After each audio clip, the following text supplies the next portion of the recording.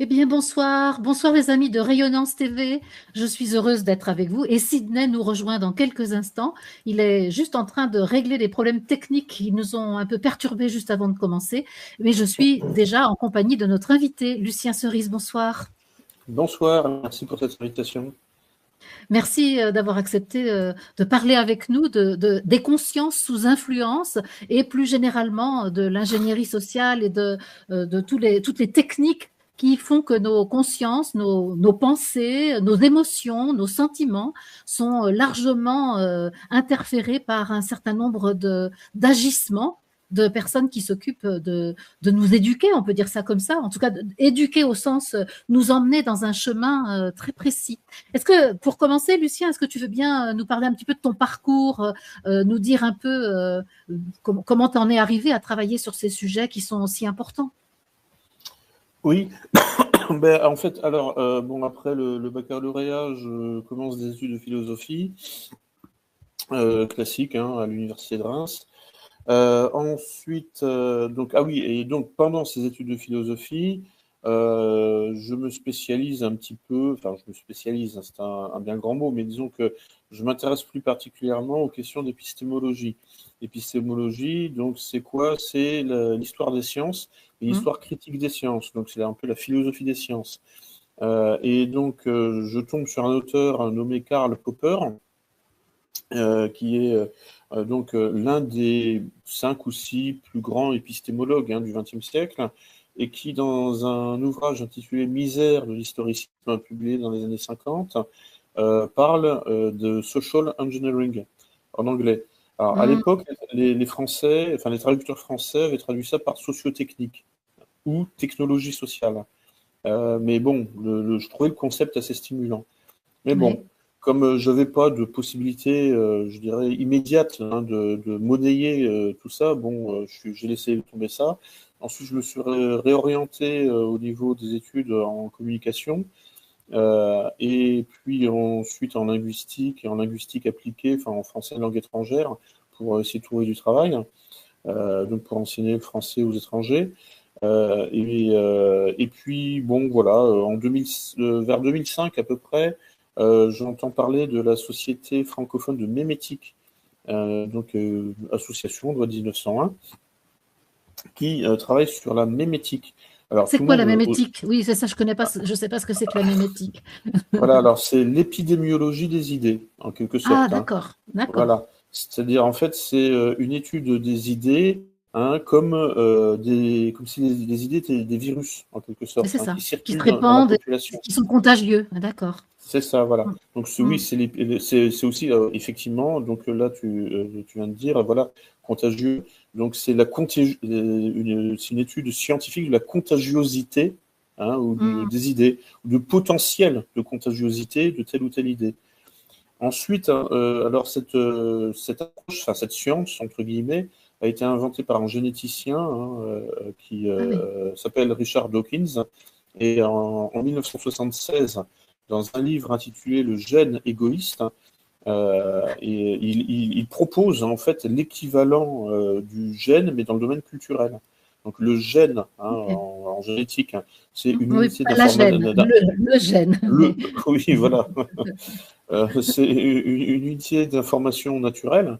Et il dit, voilà, bon, je propose le concept de mème. Ah, c'est ça. Donc, le mème est une unité d'information culturelle, ce coup-là. Ok, Donc, ok. et donc, en fait, les mèmes se diffusent, un peu comme les gènes, un peu, et en fait, un peu comme les virus, de façon D'accord. arborescente.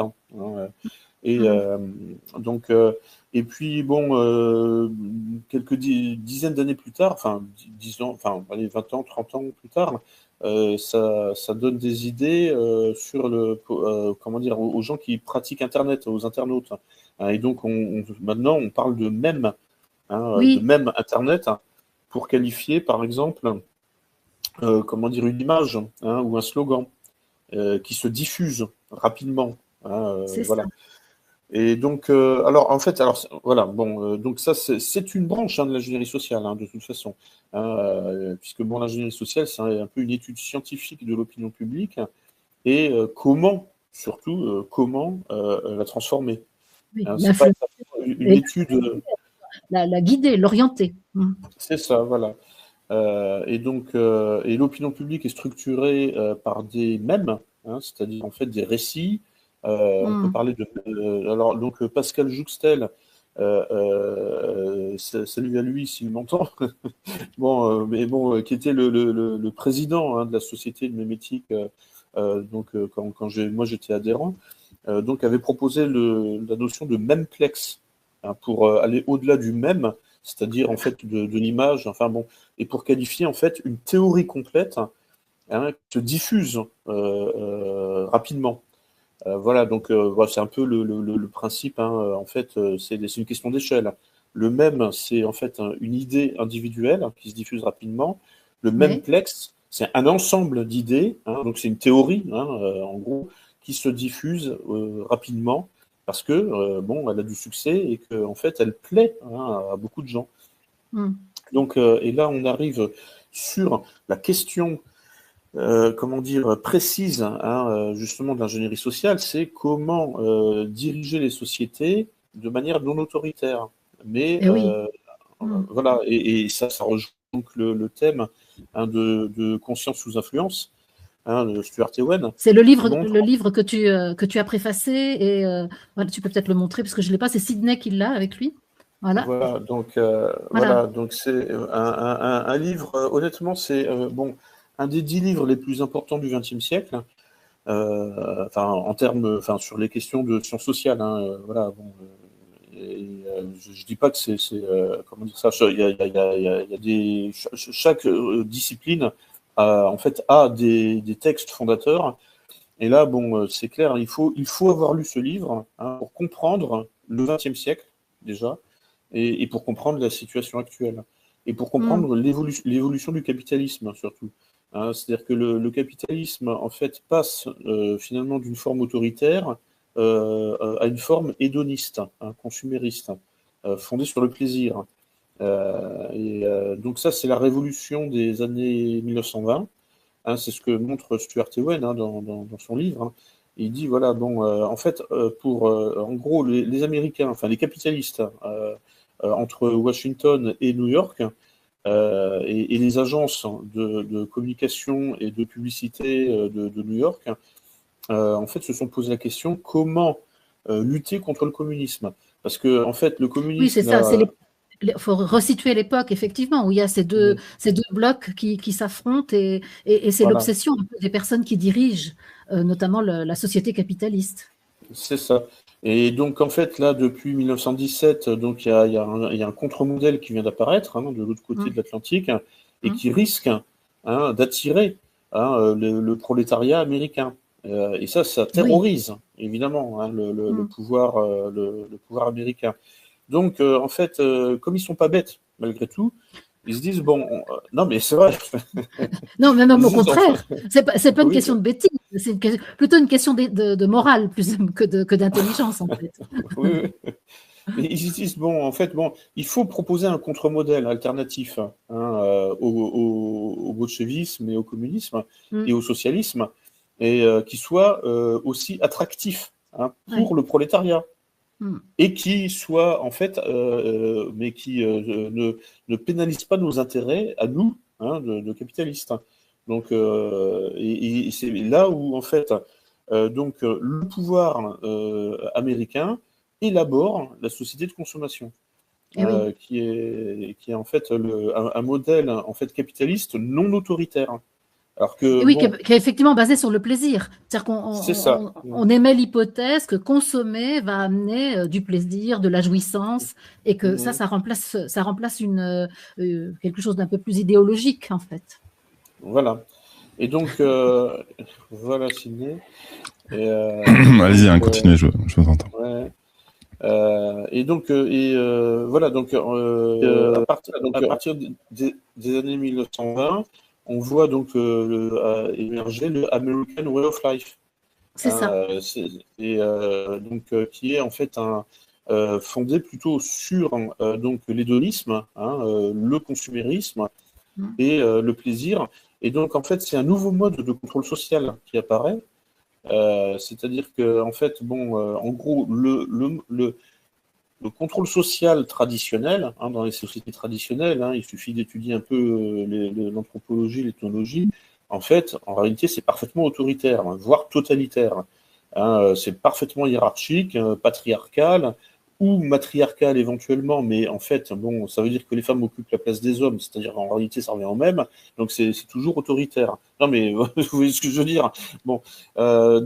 Et là, d'un seul coup, en fait, les capitalistes là dans les années 20 se disent pour vraiment en quelque sorte siphonner le caractère attractif du bolchevisme et du socialisme dans les classes prolétariennes, en fait, on va élaborer un nouveau mode de contrôle social qui, lui, ne sera plus du tout autoritaire, mais qui sera fondé vraiment sur le plaisir. Donc, en fait, on passe d'un en fait, c'est la dialectique de la carotte et du bâton. Voilà. Le contrôle social, normalement, c'est des coups de bâton. Voilà. C'est les sociétés traditionnelles. C'est jamais harmonieux, c'est toujours autoritaire. C'est le contrôle, c'est vraiment le propre du contrôle, c'est restrictif. C'est ça, voilà, c'est coercitif, ça pose des limites. C'est ça. Donc comment dire, le milieu capitaliste américain des années 20 se dit voilà, là en fait on va se faire avoir si en fait on ne propose pas un anti-modèle, enfin un contre-modèle au socialisme, parce que le socialisme aussi promet une forme de plaisir. En fait, c'est les lendemains qui chantent, c'est comment dire, les lendemains radieux là, enfin comment dire, l'avenir radieux et les lendemains qui chantent. Donc en fait, il y a une récompense à la fin, mais en attendant, il faut faire la révolution.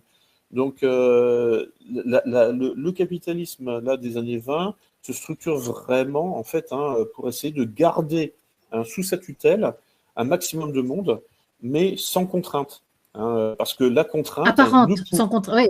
En fait, on amène la personne à décider de sa contrainte. Voilà. Et en fait, parce que sinon, en fait, c'était pas compétitif par rapport au socialisme naissant. Enfin, pas naissant, parce que le socialisme apparaît au XIXe siècle en réalité. Enfin, je veux dire, mais là, d'un seul coup, il y a un pays entier.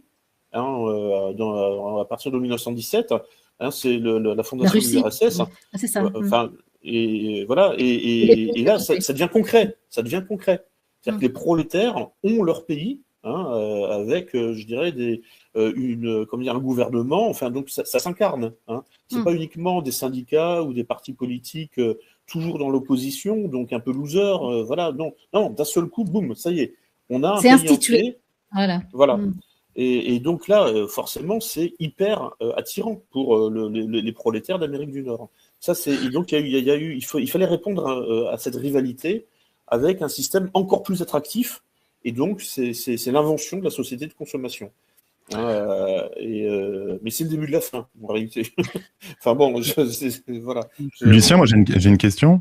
On s'aperçoit à notre époque qu'avec le modèle chinois, on va vers un système technocratique communiste. Enfin, on va dire que les technologies vont nous mettre à la même enseigne. Il y a même l'idée des revenus universels qui pointe le bout de son nez. Et pourtant, le communisme, depuis 100 ans, c'est l'ennemi à abattre. Et en fait, il y a cette espèce de double jeu, c'est-à-dire nous imposer une forme de communisme technologique, alors qu'on a combattu la Russie, que c'est l'ennemi pratique depuis 100 ans.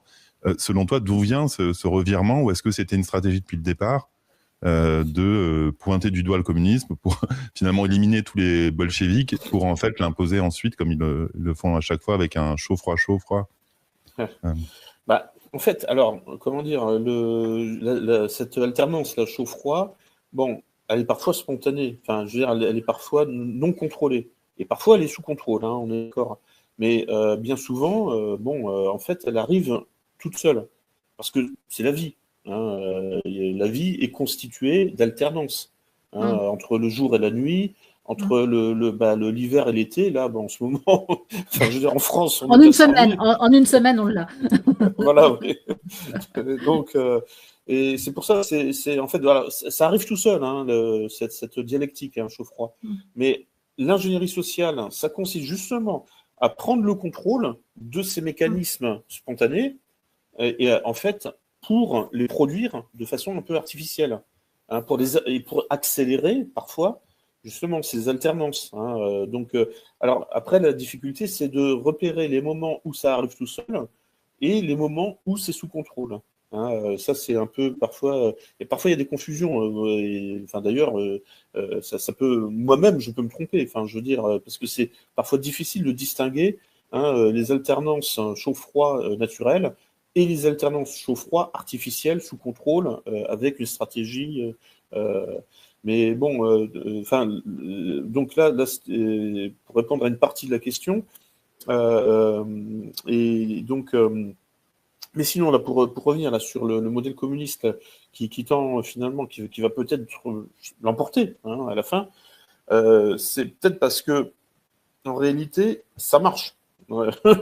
J'ai envie de dire, non, mais en fait, bon, le modèle chinois, en tout cas, bon, de toute évidence, bon, enfin là, vous avez entendu parler probablement là, du manifeste de Palantir, en 22 points. Bon, soyons clairs. Le but, là, ce manifeste de Palantir, son but, en fait, c'est de transposer le modèle chinois en Occident.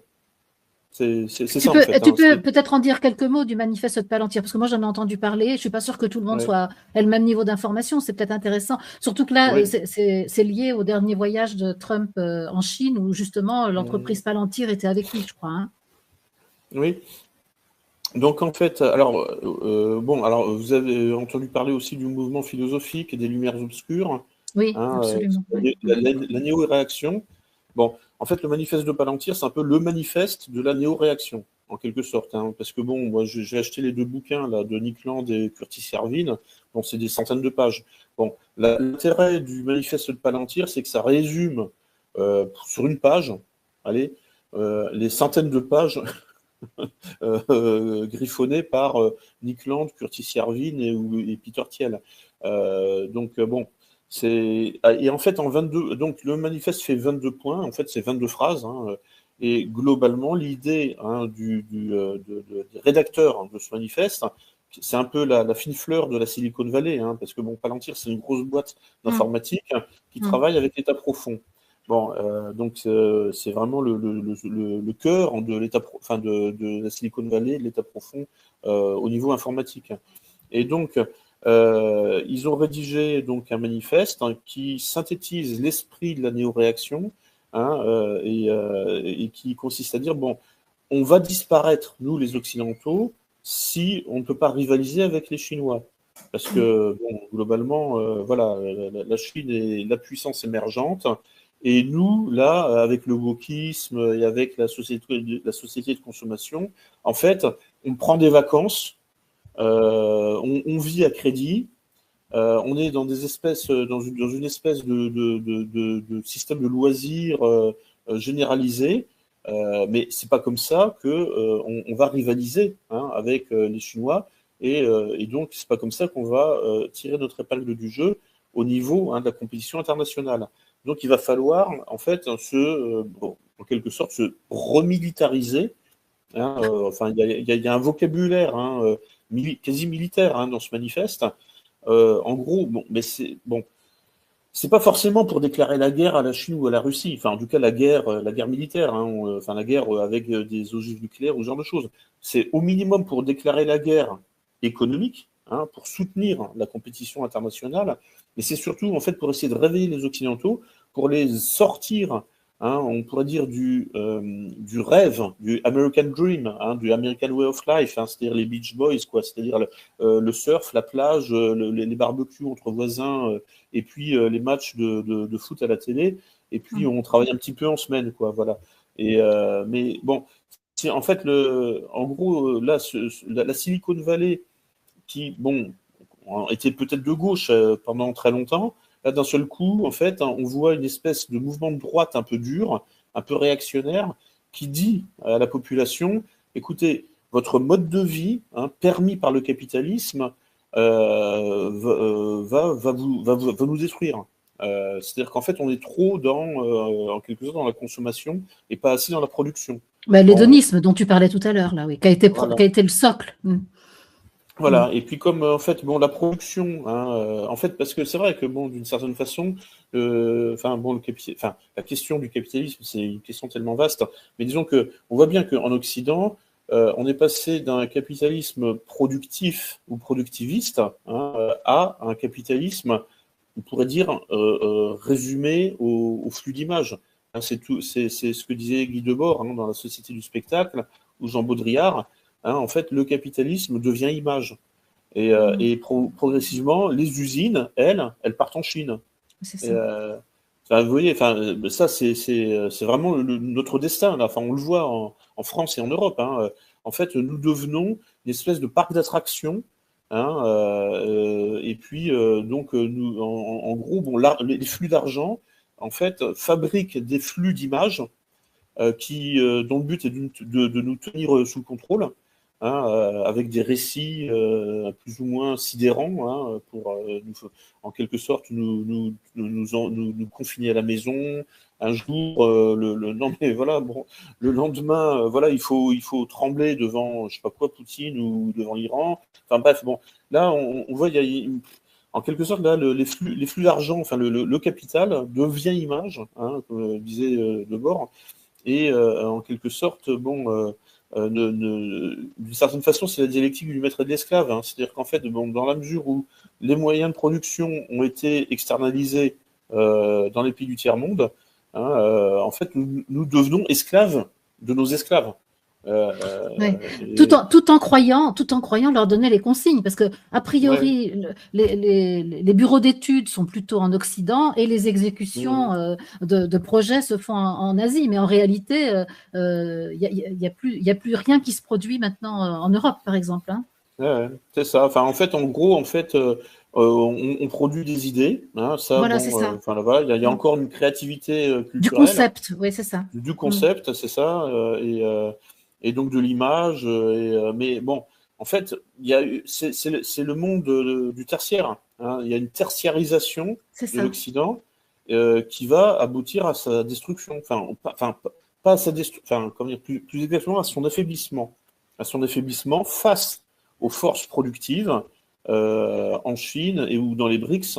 Hein, et donc, et là, en fait, alors, c'était un peu inespéré, mais bon, on est d'accord que bon, le manifeste de Palantir a quelque chose d'un peu désagréable, parce que bon, il nous promet une sorte de dictature numérique, hein, une sorte de crédit social chinois, enfin bon, quelque chose d'assez déplaisant.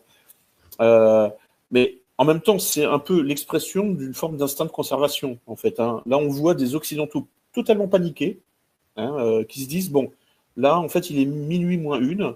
Maintenant, il va falloir réagir. Il va falloir un choc d'autorité, hein, comme disait je ne sais plus quel politicien. Mais il va falloir se réveiller.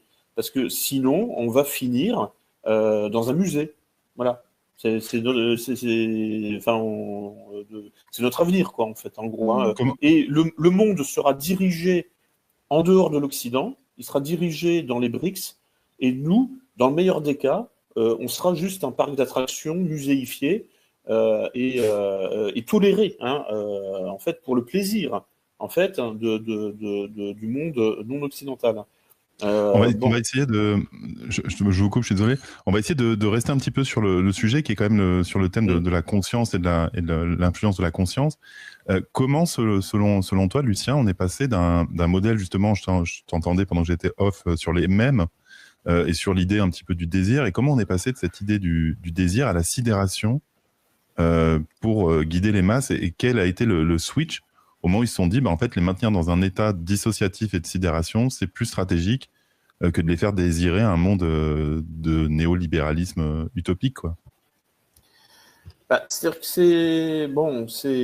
j'ai envie de dire, c'est vieux comme le monde. Hein. C'est-à-dire que la ruse, hein, les stratégies de ruse pour tromper hein, soit l'adversaire, soit le peuple, hein, et pour le garder sous contrôle, bah, c'est vieux comme Sun Tzu, hein, l'art de la guerre, voilà, bon. Mais en fait, de certaine façon, bon, aujourd'hui, il n'y a plus que ça pour le pouvoir, hein, pour garder le contrôle de la situation. Et donc, en fait, on voit en fait une espèce comment dire, d'hypertrophie hein, des techniques de ruse hein, pour garder le contrôle pour en fait maintenir en fait le temps de cerveau disponible sous contrôle. Là, bon, on est dans le stratagème permanent. Pour diverses raisons. Hein. Là, je parlais de la tertiarisation qui fait un filtre entre nous et le réel et la société du spectacle et toutes ces formes, ce que justement Stuart Ewen montre dans Conscience sous influence, c'est-à-dire l'émergence du marketing. Et le marketing, par exemple, bon, en réalité, le marketing a tout, comment dire, a tout contaminé. Enfin, je veux dire, aujourd'hui, la politique, c'est du marketing, en fait. C'est-à-dire qu'en gros, bon, par exemple, Macron s'adresse à des segments de population. Mais comme les marchands s'adressent à des segments de population, et on va cibler. Donc, en fait, pour vendre un produit, on va en fait tenir un discours parfois contradictoire en fonction des segments de population. Le but aujourd'hui des communicants, c'est en fait de produire un comportement d'achat, par exemple, dans un supermarché. Donc ça, c'est le marketing commercial. Et puis, dans le marketing politique, le but des communicants, c'est de produire un comportement de vote. Et en fait, bon, dans les deux cas, en réalité, tous les moyens sont bons. En fait, il n'y a pas. En fait, la vérité devient secondaire.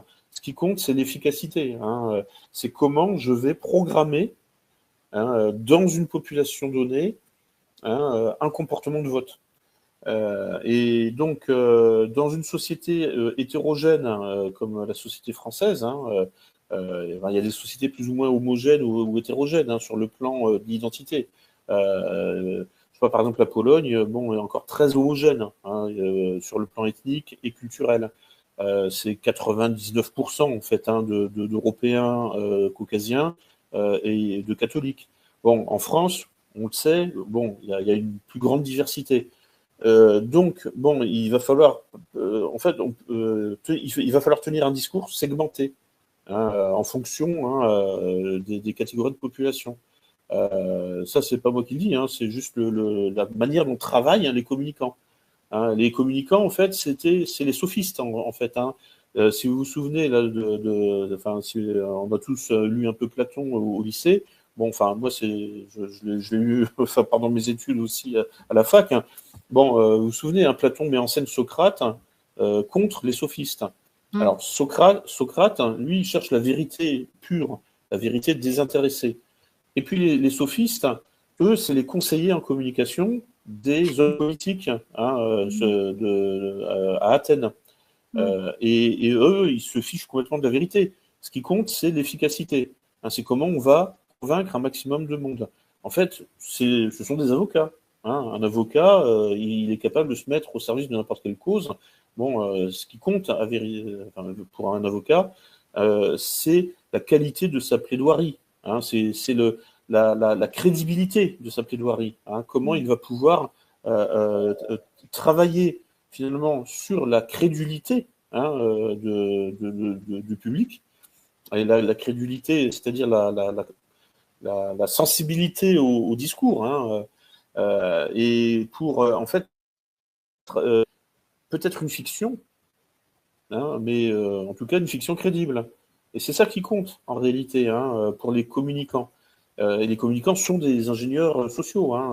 Là, donc je reconnecte en fait à ce que je disais sur la société de mimétique, puisque en fait, bon, moi j'étais un peu isolé, sur le plan socio-professionnel, parce que bon, j'étais dans la fonction publique, et alors que tous les gens de cette association venaient soit du management, soit du marketing, soit de l'informatique et de la sécurité des systèmes. Et donc, la notion d'ingénierie sociale, pour eux, bon, était, comment dire, c'était le pain quotidien. Donc, bon, j'ai pris contact avec ce concept d'ingénierie sociale après mes études de philo et Karl Popper. J'ai pris contact avec ce concept en fréquentant des gens issus de ces milieux professionnels, donc de la communication, parce que le management, le marketing, et puis la sécurité des systèmes, tout ça, on voit bien que c'est quand même lié. C'est lié sur la notion d'information, de traitement de l'information, de sécurité de l'information, et les informaticiens de la bande, enfin de la sauce, effectivement, travailler sur ces questions-là. Donc, je me suis replongé, en fait, dans l'ingénierie sociale à partir de 2005-2006, quand j'ai adhéré à cette association. Et je me suis rendu compte que, effectivement, finalement, leur métier, en réalité, ne travaillait pas sur le monde réel. C'est pas leur problème. C'est pas le réel qui compte. C'est le récit sur le réel. Le narratif, le fameux narratif qui est servi et qui va servir de base à justement cette orientation des opinions. Est-ce que tu pourrais nous donner un exemple concret, précis? Sidney, je t'ai coupé peut-être? Non, c'est que j'ai un décalage de 4 secondes, donc c'est difficile pour moi je vois que j'ai un petit décalage. Je voulais juste venir, mais ça rejoint un petit peu ce que tu dis, Marie-Odile, c'est sur la fabrication de la notion de vérité. Et la vérité institutionnelle, alors qu'on sait au fond qu'il y a beaucoup de mensonges, mais comment on est arrivé à ce que les institutions soient garantes de cette notion de vérité, contrairement au peuple qui, lui, doit s'en tenir aux institutions qui, elles, disent la vérité. Et c'est un petit peu... Et la publicité, du coup, sous le coup, tombe sous cette notion aussi de vérité. Voilà, mais je te laisse continuer ta question, Marie-Odile. Je ne sais pas si, Lucien, tu veux réagir peut-être à cette remarque de Sidney sur la notion de la vérité instituée, en fait, et institutionnelle, qui vient, qui vient colorer le réel. Il y a une différence entre la vérité dite et le réel qu'on peut observer. C'est même plus que colorer le réel, c'est fabriquer le réel, c'est inventer le réel. C'est ça. C'est nier le réel pour imposer un narratif. Oui. Et donc, parce que, comment dire, quand on s'imprègne, quand on se plonge dans cet univers de la communication stratégique, du management, du marketing et de tout cet univers, en fait, on se rend compte que, en réalité, il n'y a pas de vérité. Enfin, je veux dire, ce qui compte, c'est l'efficacité du récit. Mais en termes d'épidémiologie, de contagiosité. C'est-à-dire qu'en fait, un discours vrai, mais tenu par une seule personne dans le désert, n'existe pas. Par contre, un discours faux, mais multiplié par 3 milliards d'individus, devient une vérité collective. C'est la phrase de Goebbels, là, un mensonge répété 1000 fois devient vrai. Oui, c'est-à-dire qu'en fait, en quelque sorte, le mensonge reste mensonge, je dirais, sur le plan, je ne sais pas comment dire ça, ontologique, en quelque sorte, mais dans la mesure où les gens vont se comporter par rapport, en adhésion à ce mensonge, ils vont produire des effets dans le réel. Eh bien oui, c'est ça. Ça va créer du réel, absolument. Et voilà. Et là, vous voyez, là, on en arrive en fait à ce point de contact entre le réel et la fiction, et comment la fiction construit le réel. Et là, c'est un sujet, en fait, absolument mais fascinant. Moi, je suis tombé là-dedans quand j'étais ado, quand je lisais Philippe Cadic ou des auteurs de science-fiction. C'était mon sujet de maîtrise en philo. Et en fait, c'est le seul sujet sur lequel je travaille depuis l'âge de 15 ans, quasiment. En fait, c'est le point de contact entre le réel et l'imaginaire, ou le réel et la fiction, et comment, en fait, la fiction peut façonner le réel, mais sans cesser d'être une fiction. Ça pourrait ne pas poser de problème si véritablement la population créait du réel à partir d'elle-même. Le problème, c'est qu'elle crée du réel à partir d'un narratif qu'on lui impose. Oui.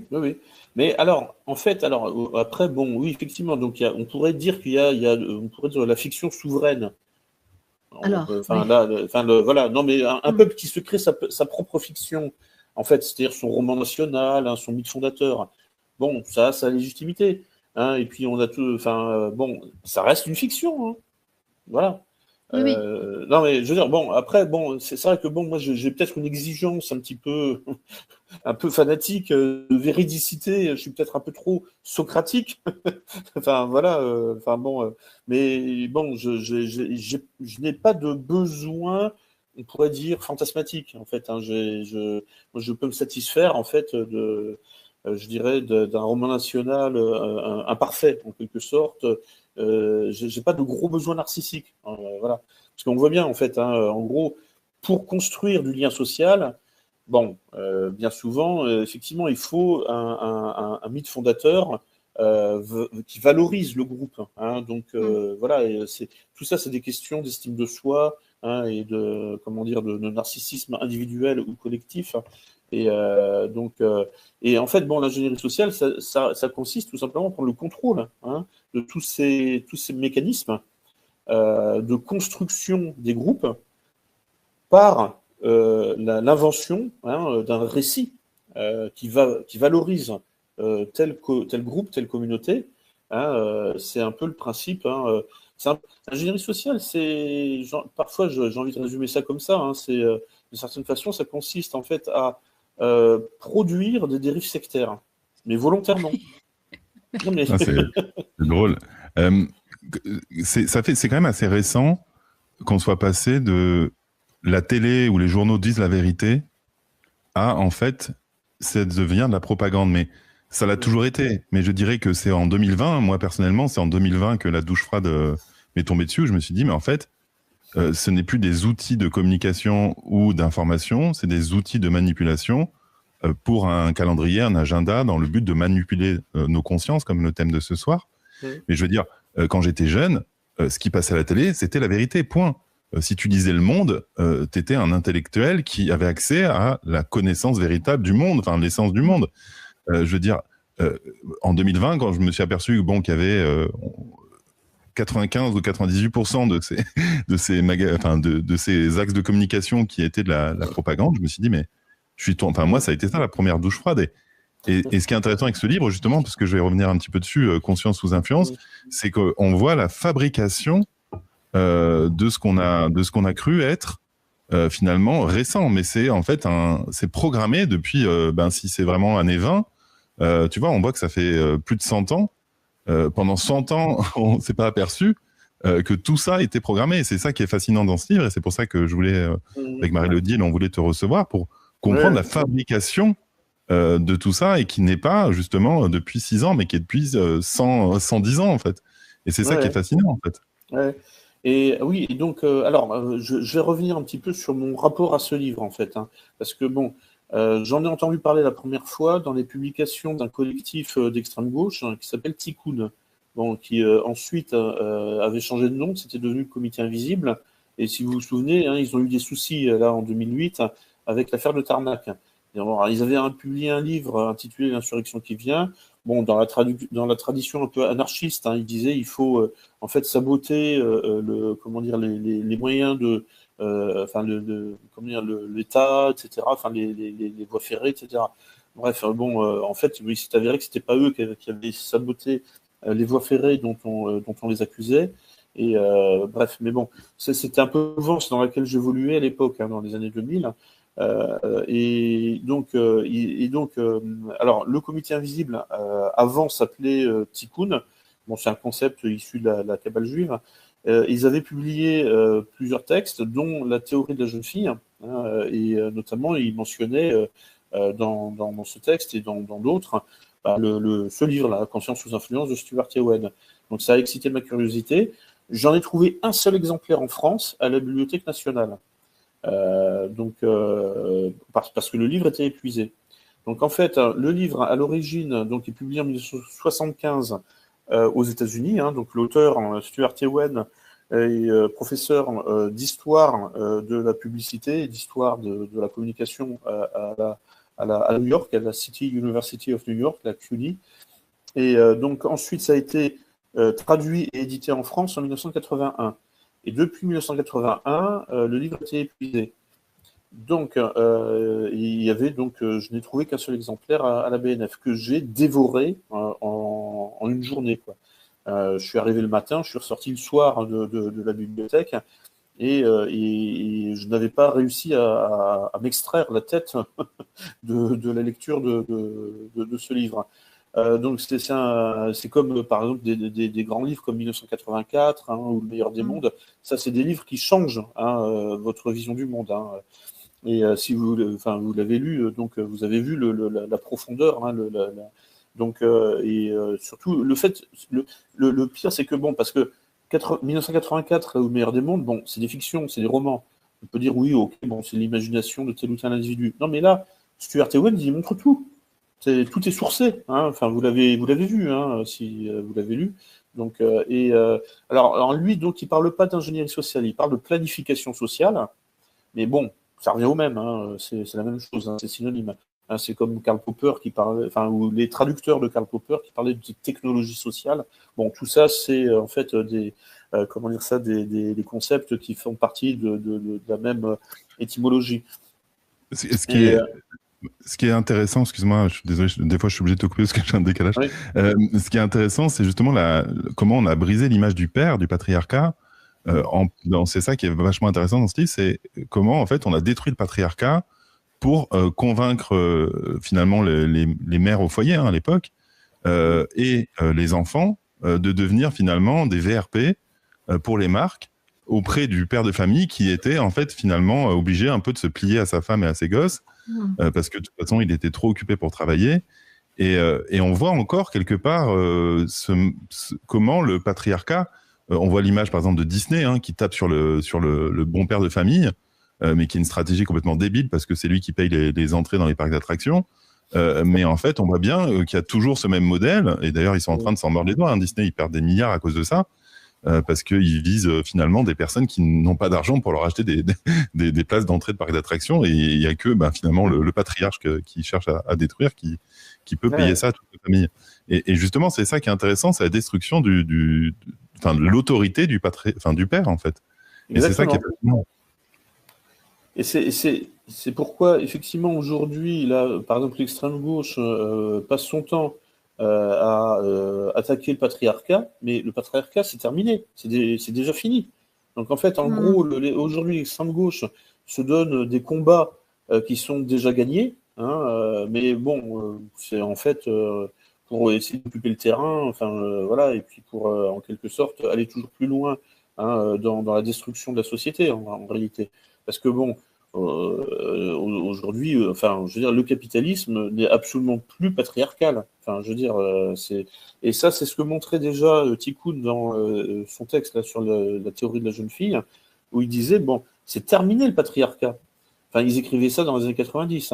Ils disaient bon, en fait, comment dire, la figure dominante du capitalisme aujourd'hui, c'est plus un homme vieux, barbu, avec les sourcils froncés. Voilà, c'est-à-dire en gros le patriarche. Le patriarche, c'est un vieux, barbu, assis sur un trône, ou en tout cas, bon, avec les attributs du pouvoir, et puis qui vous regarde sévèrement. C'est ça le patriarcat. Bon, mais ça... non, mais c'est terminé. C'est le patriarche des livres de l'Ancien Testament, c'est la même chose. Abraham, c'est Abraham. L'archétype, c'est Abraham, absolument. Voilà. Mais on a ça dans toutes les sociétés traditionnelles. Je veux dire, c'est fondateur. Voilà, y compris chez les polythéistes, en fait. La figure d'autorité, c'est un vieux bonhomme barbu qui vous regarde sévèrement. Globalement, en fait. Et même dans la mythologie grecque, ou la mythologie nordique, Wotan, alors c'est juste qu'il a un œil en moins, mais bon, globalement, ça reste un vieux barbu. Et voilà. Donc, donc ce que disait Tikkun, et là, bon, c'était vraiment, ça tranchait, mais ça tranchait avec, j'ai envie de dire, l'idéologie dominante de la gauche. C'est que, un peu comme Michel Clouscar, qui parlait du capitalisme de la séduction, par exemple, qui montrait que le capitalisme était passé justement de la répression à la séduction. C'est ce que montre Stuart Ewen, donc dans Conscience sous influence. Alors lui, côté américain, on a notre tradition aussi, en fait. C'est essentiellement les situationnistes qui ont montré que le capitalisme, et donc Tikkun, qui se plaçait dans cette veine, dans cette tradition situationniste ou post-situationniste, pour montrer à quel point, finalement, en réalité, c'est plutôt une figure féminine et juvénile qui domine le capitalisme, en fait. C'est même la création du jeunisme, en fait. C'est ça, voilà. C'est comment le jeunisme est devenu... en fait, on idolâtre maintenant des adolescents qui sont des stars, et puis à 25 ans, t'es périmé. On le voit même dans la mode, dans l'industrie de la musique, du cinéma. Et mais un jeune, il est malléable, en fait. Et du coup, il ne se mêle pas, en fait. Voilà. Mais encore une fois, juste Sidney, je vais amplifier ce que tu dis. Ça rejoint l'idée de l'image. C'est-à-dire, c'est plus un personnage, mais c'est une image. C'est plus du tout la même chose. Oui, oui, c'est ça. C'est une enveloppe extérieure vide. C'est ça. C'est ça. Voilà. Et donc, c'est pour ça qu'on est submergé.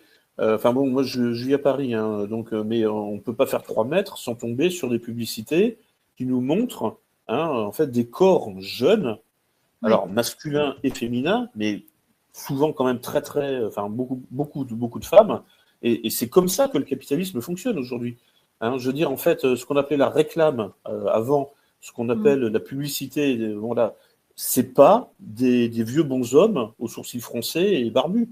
Non, c'est que des jeunes, non mais séduisants, voilà, et qui sont dans une espèce d'hystérie perpétuelle. Vous avez remarqué, l'univers de la publicité, en fait, c'est l'exultation permanente. On chante, on danse, on saute de joie en permanence. C'est un monde de dingue, en fait. Personne ne vit comme ça. Non, on n'a pas envie d'être amis avec des gens qui sont hystériques, qui s'extasient devant du maquillage ou je sais quoi d'autre. Mais on voit bien qu'en fait, en gros, ce qu'il faut être dans ce capitalisme de la séduction qui est élaboré à partir des années 20, comme le montre Stuart Ewen, c'est qu'il faut être jeune, beau et sympathique. Et afficher un sourire, afficher de la joie, afficher du bonheur. C'est ça, voilà. Mais vraiment de manière, en fait, c'est affiché et c'est vraiment c'est exhibé, on pourrait dire. Il faut exhiber. Voilà, il faut extérioriser au maximum les émotions. Donc on est vraiment dans une hystérie permanente, mais une hystérie joyeuse en plus, et qui n'en finit jamais. En fait, c'est le panard permanent, quoi. Enfin, c'est le paradis, mais un paradis, c'est pas Dante. C'est pas, on n'est pas en train de chanter les louanges de Dieu avec une harpe. Non, on est dans une espèce enfin, je veux dire, c'est pas apollinien. Je veux dire, c'est dionysiaque. C'est le délire permanent, quoi, en fait. Et on comprend en fait d'où viennent toutes les pathologies sociales de l'époque, surtout chez les jeunes. Je veux dire, comment en fait, équilibrer le psychisme des gens quand le modèle général, la toile de fond de nos vies, qui est définie par le marketing, c'est précisément cette hystérie permanente, puisque c'est ça le modèle. Ensuite, après, il y a les politiciens plus ou moins sérieux avec en costume cravate qui peuvent arriver et dire non, enfin parler sérieusement, mais en réalité, ça n'a aucun poids. Parce que ce qui façonne l'inconscient collectif, c'est l'hystérie permanente du marketing. C'est ça qui façonne véritablement l'inconscient collectif. Y compris... Justement, en parlant d'inconscient collectif, ce qui est intéressant aussi, c'est l'introduction de la science. Donc là, ça a abordé le terme de neuropiratage, mais il y a aussi, on parle de neuromarketing maintenant, et comment finalement l'inconscient a été scientifisé, alors je ne sais pas si c'est le bon terme, en tout cas, c'est devenu une science avec des technologies qui permettent d'étudier le comportement, on le voit avec justement le neuromarketing. Quand on voit par exemple la couleur rouge du Coca-Cola, on a les mêmes symptômes que juste avec la couleur qu'un héroïnomane. Enfin, on voit bien, on a des comportements. Et donc, pour moi, c'est ça qui est fascinant, c'est on voit les prémices de l'introduction de la science moderne au service des publicitaires et de la compréhension de l'inconscient. Et maintenant, avec l'IA, on n'en parle même plus, quoi. C'est-à-dire, on dit que Google vous comprend mieux que votre mère, quoi. Alors, ChatGPT, j'imagine même pas, quoi. Je vais juste poser une question très basique à Lucien. As-tu une lampe à côté de toi? Parce que tu es en train de devenir très sombre tout à coup, et je pense qu'un peu de lumière arrangerait un peu ton image. Sans faire de marketing sur l'image. Je vais allumer, oui, je vais mettre l'ampoule au plafond, et j'arrive. Très bien, très bien. Je vais remontrer un petit peu le livre, je vais en profiter le pour... livre, voilà, absolument. je remercie Amélie qui a fait une superbe animation. Donc, vous avez compris, ce livre est ce livre est une réédition d'un livre fondamental, structurel, qui est vraiment un livre majeur. Stuart Ewen, qui l'a écrit, est un professeur d'université. C'est l'un des pionniers de l'étude critique de la publicité et des relations. À travers ses travaux, il y a donc son ouvrage qui est écrit en 1976. Et donc, c'est vraiment, il décrypte comment les élites industrielles ont utilisé la psychologie de masse. Et Lucien, donc, c'est un de tes sujets aussi de prédilection avec l'ingénierie sociale et la propagande. Voilà. Et donc, pour revenir à ce que je te disais, là, c'est le dieu science. Et on le voit de plus en plus. Et c'est comment ce dieu science a été introduit au début par la pub et le marketing, et maintenant est devenu un incontournable de l'étude. Qui est devenu quand même une religion, un peu comme si c'était le scientisme, en fait. Hein. Ça remplace largement le phénomène religieux qui pouvait structurer une société. Oui, parce que dans les deux cas, religion ou science, le but est le même, hein, c'est de contrôler le comportement. Mais la science est 1000 fois plus efficace que la religion. C'est indiscutable. Voilà. Donc, c'est-à-dire qu'en fait, la religion passe par la parole, mais une parole qui doit être en quelque sorte mise en scène. Donc, on perd du temps, hein, il y a une déperdition d'énergie. Non, mais je veux dire, en fait, la science essaye de provoquer des réactions réflexes. Donc, ça vise directement en fait les points sensibles, hein, de la sensibilité, quoi. C'est-à-dire en fait les certaines zones du cerveau qui vont être activées, hein, par tel stimulus, hein, telle couleur ou telle forme, bref. Et je pense que les gens du marketing sont tombés d'accord, en fait, hein, puisque là je parlais un peu de l'idéologie dominante du marketing, c'est-à-dire des jeunes gens beaux, sexy, qui passent leur temps à exulter. Bon, ça, c'est donc le dénominateur commun, c'est la toile de fond, enfin la ligne de fond, la ligne de base continue, hein, de tout l'univers, hein, de la publicité. Et puis, sur cette base-là, en fait, qui crée, en quelque sorte, c'est un peu la fabrique du consentement, vous voyez. C'est-à-dire que dans la mesure où on vous plonge dans cette ambiance, en fait, on vous désarme, hein, psychologiquement. Et c'est beaucoup plus efficace, effectivement, que de vous exposer à une autorité patriarcale. En fait, l'autorité patriarcale produit un armement, enfin, en quelque sorte, produit un mécanisme, en fait, d'autodéfense. Parce qu'en fait, elle est visible, et comme elle s'exerce avec un minimum de violence, en fait, elle a toujours un petit côté désagréable. Oui, il y a le contrôle, oui, c'est ça. Enfin, ce que je veux dire, c'est que par exemple, dans 1984, Big Brother nous regarde, hein, Big Brother is watching you, mais on le regarde aussi, hein, et on sait qu'il existe.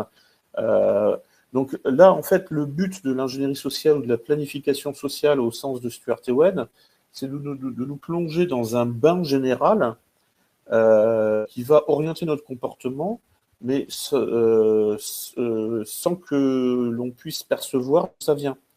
Vous voyez, en fait, c'est la différence entre, finalement, l'autorité patriarcale visible, hein, Big Brother, et puis Big Mother, en quelque sorte. Hein, enfin, je veux dire, en fait, c'est-à-dire, en fait, le façonnage complet de l'environnement. C'est marrant parce que Big Mother, ça devient une insulte, alors que... enfin, je veux dire... c'est ça. Mais c'est génial ce que tu nous dis.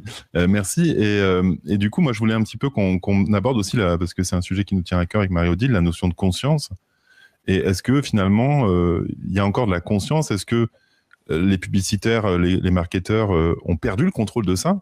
Est-ce que c'est devenu, finalement, une espèce de conscience autonome qui dépasse même les marques elles-mêmes? qui dépasse même le capitalisme, le libéralisme ou la néo-technocratie féodale. Est-ce qu'on n'est pas face à justement quelque chose où les acteurs n'ont plus le contrôle, en fait? Non, ils n'ont plus le contrôle, hein, en fait. Hein. En réalité, comment dire, les techniques de vente apparues dans les années 20 et fondées sur le plaisir et la jeunesse et l'exultation permanente, c'est devenu l'idéologie dominante en Occident. Alors, pour bien comprendre ça, il faut comparer avec le bloc communiste. Il se trouve que moi, j'avais de la famille en URSS et en Pologne en période communiste. On avait quelques contacts, donc je voyais un peu comment ils fonctionnaient. Et puis, bon, il se trouve que j'ai des liens. Enfin, de toute façon, il y a plein de gens aujourd'hui, même en France, qui ont connu le communisme réel, je veux dire, en URSS ou dans les pays de l'Est. Et puis, il suffit d'aller en Russie, par exemple, ou dans les pays qui ont connu le communisme. Les gens ne fonctionnent pas encore comme nous. C'est-à-dire qu'en fait, ils sont rentrés dans la société de consommation et le façonnage du comportement par le marketing avec 3-4 générations de retard par rapport à nous. Donc, le résultat, c'est qu'ils n'ont aucun sens du commerce, par exemple. Enfin, je veux dire, les gens... vous voyez, en fait, y compris dans les magasins, etc., à la caisse, les gens font la gueule, etc. Quoi. Enfin, ils ne sont pas dans cet univers. À la limite, à la caisse aussi, en Occident, les gens font la gueule. Mais je veux dire, en fait, non, mais je me souviens, là, une fois, j'étais dans un magasin... C'est le slam, quoi. Sourire, bonjour, au revoir, merci, quoi. Ils n'ont pas forcément... Voilà. Oui, non, c'est vrai. Bon, l'exemple des caissières est pas forcément le meilleur. Mais ce que je veux dire, c'est que là, je vais vous donner un exemple. Un jour, j'étais à Saint-Pétersbourg, en Russie. Bon, je mettais un peu de temps pour trouver. J'étais dans un magasin d'alimentation, donc j'étais en train de chercher des trucs, etc.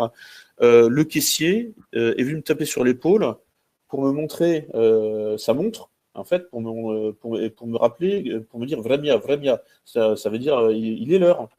Donc dégagez, sortez du magasin. Non mais ça c'est inconcevable en fait en Occident. Qui c'est qui vient vous chercher pour vous dire bon et là il est temps que tu partes parce que en gros lui il fermait à 19h, il était 18h45 pardon. Et en fait il avait envie de fermer le plus vite possible parce qu'il voulait rentrer chez lui, que il cherchait pas à faire du chiffre, vous voyez. Donc en fait si vous voulez il y a des pays comme ça en fait qui sont encore en dehors du système finalement du commerce. Enfin je veux dire la Russie, la Chine, etc. Des pays où en fait ce n'est pas le marketing qui façonne la psychologie de l'individu moyen. En Occident, c'est le marketing. Ça y est, c'est gagné, c'est fait. Et donc, y compris de la gauche. C'est même la gauche est beaucoup plus façonnée par le marketing que la droite aujourd'hui. Avec tous les idéaux justement jeunistes, progressistes. Le wokisme, et le wokisme aussi qui touche largement la gauche dans la société française. Oui. C'est ça, voilà. Et tout ça, en fait, c'est toute l'imagerie de la publicité. En fait, la gauche aujourd'hui est, l'idéologie, le discours de la gauche, en fait, c'est quasiment une transposition du monde du marketing. En fait, Bernays, le MK Ultra, les entreprises de publicité, moi j'ai été formée à la PNL par exemple, c'est aussi une façon d'amener les gens à penser. Et en plus, ça vient des années 70 parce qu'on voit bien que tous les Silicon Valley, tout ça sont devenus marketeurs en fait. Et alors, ça aboutit à des entreprises comme McKinsey, par exemple, enfin celles qu'on connaît en France, mais il y en a probablement d'autres. Tu peux peut-être nous parler un petit peu de la façon dont c'est organisé et une question subsidiaire qui me semble quand même intéressante. Au service de qui travaillent ces entreprises? Parce que quand même, on veut savoir. Ça nous emmène sur un chemin, ça c'est évident, mais au service de qui? En Occident, c'est le grand capital, toujours, de toute façon. Mais bon, on voit quand même un schisme au sein du grand capital, en fait, entre une tendance de gauche et une tendance de droite, on pourrait dire ça comme ça. Une tendance de gauche qui, à mon avis, va vers l'effondrement complet, et donc vers finalement la victoire du monde non occidental, les BRICS, le Sud global, etc. Et puis, et on voit justement avec le manifeste de Palantir, où la réaction, c'est-à-dire les philosophes de la Silicon Valley, des gens qui se disent non mais on ne va pas se laisser, on ne va pas, comment dire, luttons contre le wokisme pour lutter contre l'effondrement de l'Occident et pour essayer d'exister face à la concurrence extra-occidentale, BRICS et Sud global. Bon. Voilà, c'est une réaction instinctive, c'est un instinct de conservation finalement du grand capital occidental qui essaye de redroitiser, en quelque sorte, sa pensée et son action pour échapper à l'effondrement inévitable induit par le wokisme qui devient hégémonique au sein du capitalisme. Même encore, parce qu'il semblerait que la tendance wokiste soit un petit peu en chute libre, là, actuellement. Comment tu vois ça, toi ? C'est-à-dire qu'en fait, bon, elle n'est pas viable. C'est sur le plan... Voilà, non, mais sur le plan, sur le plan biologique, déjà. Sur bien des points, oui, c'est ça. Sur le plan physique, niveau, déjà. Sur le plan, et puis même sur le plan économique. Elle n'est pas naturelle, quoi. Elle est déconnectée du vivant, en fait. Mais complètement, voilà. Et puis là, récemment, comme je disais, je suis fonctionnaire. Bon, il y avait un syndicat qui organisait une réunion interdite aux hétérosexuels, donc réservée. Oui, voilà. Non, mais on en est là en France, voilà. On savait que ça existait aux États-Unis ou, je sais pas où. Mais en réalité, ça existe aussi en France. Donc là, récemment, ils organisaient une réunion réservée aux transsexuels ou aux gens, comment on appelle ça, aux queer, quoi. Je veux dire, les gens qui... LGBT. Il y a 50. Voilà. Bon, et en fait, alors bon, évidemment, j'avais pas le droit d'y aller, donc j'y suis pas allé, puisqu'ils ne m'auraient pas laissé rentrer de toute façon. Non, mais je crois que j'étais pas ce jour-là, ou je sais plus, j'avais autre chose à faire. De toute façon, c'est absolument interdit de te demander ton orientation sexuelle pour t'autoriser ou pas à rentrer dans une soirée, je pense. Non, mais oui, mais la gauche a tous les droits. Moi, je suis pas trop dans le clivage. C'est la bien-pensance. Ouais, c'est la bien-pensance, donc ça donne tous les droits. Ils peuvent. Et c'était pas la première fois qu'ils faisaient ça. Donc, par contre, alors j'ai un collègue qui passait dans le couloir en fait du local syndical, etc. Et qui a vu, en fait, il y avait une personne dans la salle. Voilà. Non, mais en plus des syndicalistes. Donc en fait, en réalité, bon, les syndicalistes qui organisaient ça, en fait, c'était eux qui finalement remplissaient la salle. Je veux dire qu'ils la remplissaient péniblement. Mais en réalité, parmi des gens du personnel qui se sentaient concernés par cette réunion, il y avait une personne sur, je vous raconte pas, on est des centaines, donc on est une grosse administration. Donc ça ne marche à aucun niveau, ça ne marche pas. C'est un truc c'est une coquille vide. Donc après, bon, ça peut marcher après avec le racolage électoral, par exemple, ce que fait Mélenchon avec les banlieues, etc. Quoi. Bon, ça effectivement, bon, ça peut ramener des bulletins dans les urnes, avec un peu de démagogie, anti-France, en critiquant des Français de souche, etc. Bon, ça peut éventuellement marcher sur le plan électoral. Mais bon, au-delà de ça, bon, globalement, bon, je veux dire, c'est pas viable sur le plan, on pourrait dire anthropologique, quoi, au niveau. C'est pas viable sur le long terme, ce que je veux dire. Est-ce qu'il n'y a pas une fabrication, justement, parce que là, on parle politique, bon, c'est vraiment pas un sujet que j'aime traiter, mais même la fabrication de ces faux opposés, en fait, est-ce qu'il n'y a pas, justement, toujours une manière de cliver en divisant, en faisant des choses absurdes des deux côtés ? Parce que maintenant, ça devient une caricature. Tous les partis deviennent hyper caricaturaux chacun dans leur position. Et à mon sens, c'est aussi une fabrication pour maintenir les populations avec des faux combats. Comme on va changer pour passer à 80 km/h sur les nationales, on monte tous au créneau en disant oh mon Dieu, on a un nouveau combat, la limitation sur les routes. Mais pour moi, c'est une manière de nous créer un état de sidération permanent, en fait, et de nous maintenir asservis, faibles, avec des faux combats, parce que je veux dire, ils savent très bien qu'en nous imposant en abordant des sujets aussi polémiques, ils vont cliver. Et donc on va tous se dire oh mon Dieu, ça y est, ils ont réussi à me choper, je suis offusqué. C'est qu'une question de temps avant que chacun de nous soit offusqué par un thème abordé au niveau politique. Donc, Est-ce que là-dedans, c'est pas la même logique que la publicité et le marketing au final? C'est-à-dire qu'en fait, comment dire, le pouvoir, le pouvoir mondialiste, quoi, pour aller vite, hein, a les moyens, effectivement, de créer des faux problèmes, hein, je sais pas, les ZFE ou ce genre de choses. Et donc, bon, mais le problème, c'est que ce sont de faux problèmes théoriques, et ça devient de vrais problèmes pratiques. Ben oui, ben oui. Et donc, on est bien obligé de faire quelque chose, enfin, de s'élever contre ça. Hein, c'est pour ça, bon, que effectivement, on est piégé. Hein. C'est en fait, par exemple, en 2020, en mars 2020, il y a eu un faux problème avec le coronavirus. Hein, c'était un problème essentiellement, comment dire, anecdotique, sur le plan sanitaire, mais c'est devenu un vrai problème pratique, puisque le pouvoir avait les moyens concrets de nous confiner et de nous reconfiner à partir d'octobre, d'imposer les masques dans la rue, d'imposer le pass sanitaire en juillet 2021. Donc, tout ça sur la base d'un mensonge, hein, on est d'accord. Donc, sur la base d'un faux problème, le pouvoir peut créer des vrais problèmes. Et donc, sur la planète entière, c'est quand même aussi peut-être la première fois qu'on avait vraiment quelque chose d'aussi répandu. Oui. Après, bon, ça a été plus ou moins appliqué, hein, parce que en fait, c'était bien appliqué partout où l'État était centralisé. Voilà. Bon, en Afrique noire, l'État est très faible, donc c'était quasiment pas appliqué. Et puis après, il y a eu deux ou trois réactions en Occident, en Suède ou en Biélorussie, pour des raisons totalement opposées. Mais bon, là, il y a toujours des exceptions à la règle, hein, de toute façon.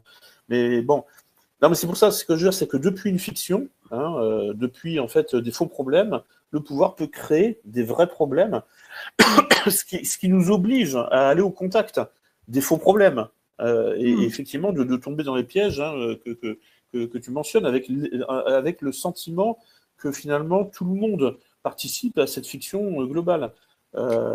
Mais bon, en fait, oui et non, parce que je veux dire, je sais pas, bon, par exemple, Philippot lançait des manifestations là, pour protester contre la dictature sanitaire en octobre, mais heureusement qu'il a fait ça.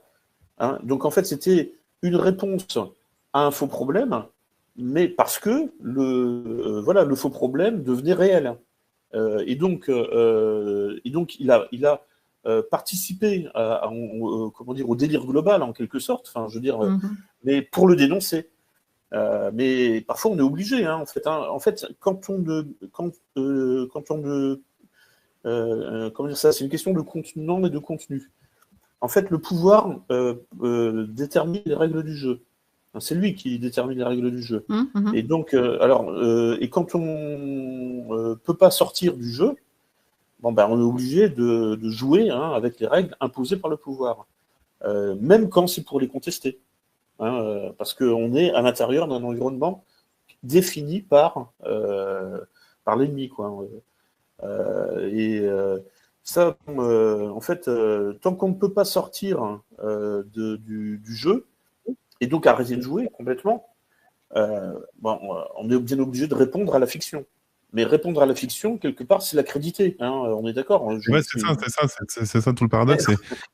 Et c'est pour ça que je trouve ça intéressant. Pour moi, la parade, c'est la connaissance. C'est la compréhension de mécanismes, c'est la connaissance. Des personnes comme toi sont très efficaces, justement, en transmettant une compréhension et une connaissance. Au-delà du livre que tu as préfacé ce soir, justement, toutes tes compréhensions sur l'ingénierie sociale sont un vrai apport. Tout le monde devrait lire tous tes livres. Hein. Vraiment, il y a quelque chose qui change au niveau du regard qu'on porte sur le monde extérieur. Mais est-ce que, justement, ça ne sert pas à sortir du jeu, en fait, finalement, tout ce que tu fais, et toi et d'autres, hein, bien sûr. On a reçu Pierre Hillard récemment, qui fait partie aussi des gens qui bougent. On a reçu aussi Nicolas Stoker, que tu dois connaître de GPTV. Et on voit bien que tous ces gens, en fait, voilà, vous et nous, allez, on va s'inclure, tentons d'apporter des compréhensions pour ne plus rentrer dans ces mécanismes, parce qu'il y a un mécanisme pervers, bourreau-victime, tu vois, sauveur. Et comment on sort de ça? Parce que le détecter, c'est bien, mais est-ce que la seule solution, selon toi, c'est quand même l'opposition et la manifestation et le mécontentement et les pétitions, ou est-ce que il n'y a pas une autre manière, en comprenant leur jeu, de ne plus jouer à ce jeu-là, en fait? Alors ça, c'est une question que je me suis posée pendant 30 ans. Hein. Enfin, je veux dire, en fait, bon, quand j'étais jeune, je voulais sortir du système complètement. Donc j'ai eu ma période ultra-gauche et autonomiste, survivaliste, etc. Et puis, bon, en fait, il se trouve que voilà, je vis en ville. C'est là que je travaille. Je sais pas encore pour combien de temps, mais bon, en tout cas, c'est là que je suis.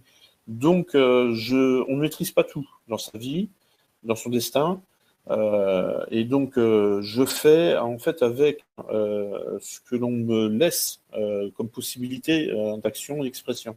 Donc moi j'étais bien content d'aller aux manifs de Philippot sur Paris parce que voilà, c'était une bouffée d'oxygène là à partir d'octobre 2020, parce qu'il avait lancé son initiative en septembre 2020.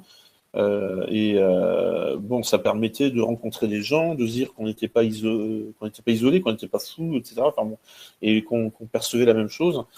Et en fait, il a sauvé des vies, vraiment, quoi, pour de vrai, là, pour le coup, parce que sinon, je pense que s'il n'y avait pas eu tous ces manifs, surtout à partir du pass sanitaire en juillet 2021, il y a plein de gens qui se seraient suicidés, ou qui seraient morts de tristesse, en quelque sorte.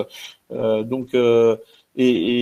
voilà, là, en fait, ça consiste à comment dire, l'action politique. J'ai envie de dire, bon, là, c'est de l'action métapolitique, les manifs, mais bon, en même temps, c'est un parti politique quand même.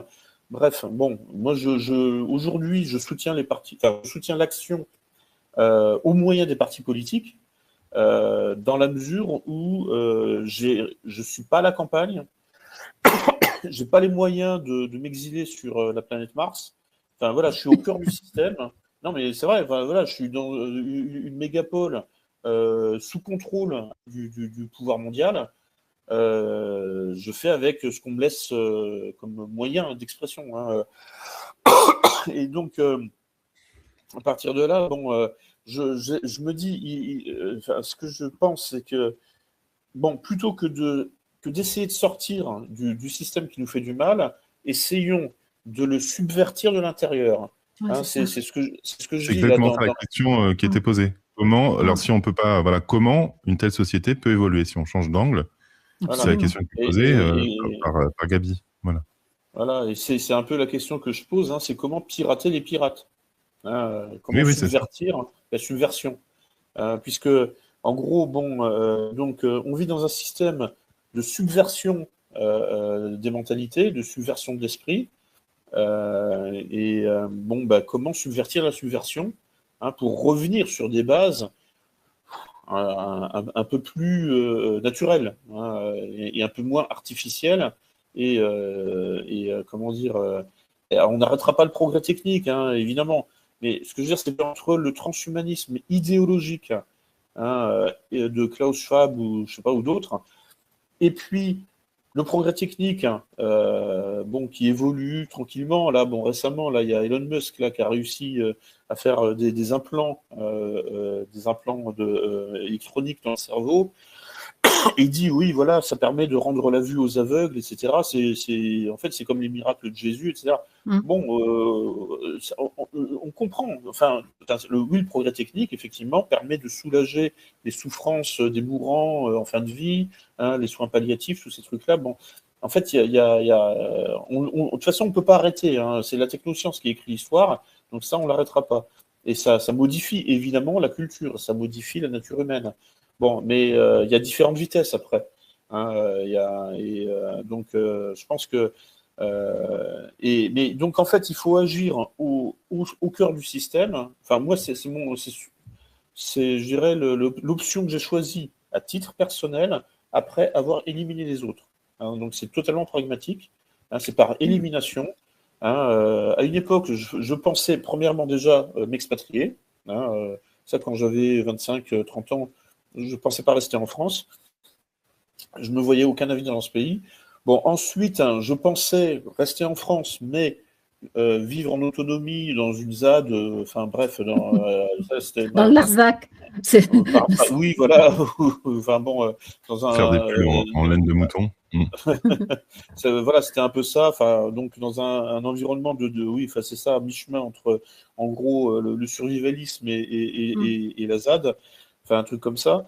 Et puis bon, après finalement, comme je me suis sédentarisé en ville et en plus dans une mégapole, bon, qu'est-ce qui me reste sous la main? Bon, bah voilà, c'est en gros les partis politiques, hein, c'est-à-dire l'action institutionnelle. Alors le syndicalisme, j'en ai fait un peu. Bon, et puis, mais sinon, après, bon, c'est travailler en contact des institutions. Hein, mais bon, après, je peux comprendre que des gens ne supportent plus. Enfin, j'ai communiqué avec plein de gens hein, au fil des années, des gens qui me disaient, bon, moi j'étais à Paris, j'en pouvais plus. Parce que, en fait, c'est dur à vivre. Hein. Enfin, je sais pas où vous êtes, vous. Enfin bon, enfin, les grandes villes, ça, je comprends qu'on ait envie de les fuir. Hein. Ça, Mais je te laisse la parole après Marie-Odile, parce que je pense que tu as une question, mais pour moi, elle est là, la division. C'est-à-dire que si on se projette un petit peu dans le temps, on voit bien qu'on va aller vers des smart cities ultra surveillées, des mégalopoles de plus en plus. On va inciter les gens, tu vois, tout le système de fermer les écoles, fermer les crèches, fermer les trucs à la campagne, pour que finalement, ça soit beaucoup plus pratique de se regrouper ensemble. Et donc de vivre collés serrés les uns les autres, là où on pourra mettre des caméras de reconnaissance faciale, des suivis, enfin tout le tintouin, et ce nouveau monde qui va émerger depuis le fin fond du Larzac, comme vous le dites, la campagne profonde, où là, ça n'a aucun intérêt stratégique de venir foutre des drones pour surveiller quand il y a 3 habitants au kilomètre carré, et donc là, il va y avoir des choses qui vont émerger à mon avis, mais pour moi, la vraie séparation, elle va être là, c'est-à-dire un monde beaucoup plus naturel, beaucoup plus proche du vrai à la campagne, et une société de plus en plus 1900 orwellienne en ville. Mais donc oui, je comprends ton positionnement en fait, dans le sens où c'est pas le mien, mais Marie-Odile et moi, on est plutôt à la campagne, quoi. Mais je sais pas si tu as une question, Marie-Odile. En fait, j'avais envie de te poser la question de la conscience, parce que justement, dans le livre que tu présentes là, c'est conscience sous influence. Et donc, on a bien vu toute l'influence, mais est-ce qu'on peut explorer un petit peu l'idée de la conscience? Et je crois déjà t'avoir entendu que tu n'as pas forcément de vision spirituelle du monde, mais il y a peut-être une vision morale. Est-ce que la conscience, si un individu s'empare de sa conscience et sait à peu près quelles sont ses valeurs, est-ce que c'est pas ça la subversion la plus forte face aux institutions et face à ces grandes influences qui sont sans arrêt en train de modifier? Qu'est-ce que tu en penses? En fait, bon, je pense que alors je vais répondre en fait, je vais répondre à ce que vous avez dit en dernier là en fait, les deux là, enfin Sidney et Marie-Odile. C'est en fait, est-il possible d'échapper au système institutionnel, à la campagne, hein, ou par une forme de retraite spirituelle. Enfin, à chaque fois, bon, moi je me suis posé cette question pendant très longtemps. J'ai testé mais comment dire, les possibilités déjà que j'avais moi-même en tant qu'individu. Bon, j'étais finalement l'option qui m'est restée à la fin, c'est vivre en ville de toute façon pour diverses raisons. Enfin, c'est là que j'ai trouvé du travail, etc. Mais en fait, il faut toujours se poser la question aussi du rapport de force. Hein, c'est-à-dire qu'en fait, solutions de fuite du système, alors, sont attractives, hein, je veux dire, c'est stimulant, on se dit, voilà, bon, là au moins, on est souverain, mais en fait, en réalité, il suffit que le préfet de police appuie sur un bouton, et le lendemain, vous avez la brigade antiterroriste qui défonce votre porte à 6 heures du matin. Alors, moi, ce qui m'a servi de leçon, c'est l'affaire de Tarnac. Hein, en 2008, donc le groupe, enfin, comment dire, des gens que j'avais connus sur Paris, en fait, que j'avais côtoyé sur Paris, mais qui venaient en fait aussi de Bordeaux, enfin bref, en gros, un groupe d'intellectuels, voilà, universitaires, rattachés à la maison d'édition de Éric Hazan, La Fabrique, qui avait publié L'Insurrection qui vient. Donc, ils achètent un corps de ferme à Tarnac, donc dans le centre de la France. Et puis, leur livre a un certain succès. Et dans ce livre, en gros, il soutenait en fait un peu les solutions d'insurrection spontané, hein, le spontanéisme, hein, c'est-à-dire le terrorisme en fait, c'est-à-dire en gros comment dire ça, comment dire, il disait voilà, il faut couper les lignes de communication de l'État, etc., etc. Et il se trouve que donc en 2008, donc il y a un sabotage de voies ferrées et qui leur est imputé. Bon, alors ils croyaient qu'ils étaient bien tranquilles, hein, dans leur village de 300 personnes là, dans le Massif central. Et puis bon, en fait, ils se sont retrouvés en l'espace d'une demi-journée, hein, de transposer donc à 6 heures du mat, la porte est défoncée, les flics viennent les prendre.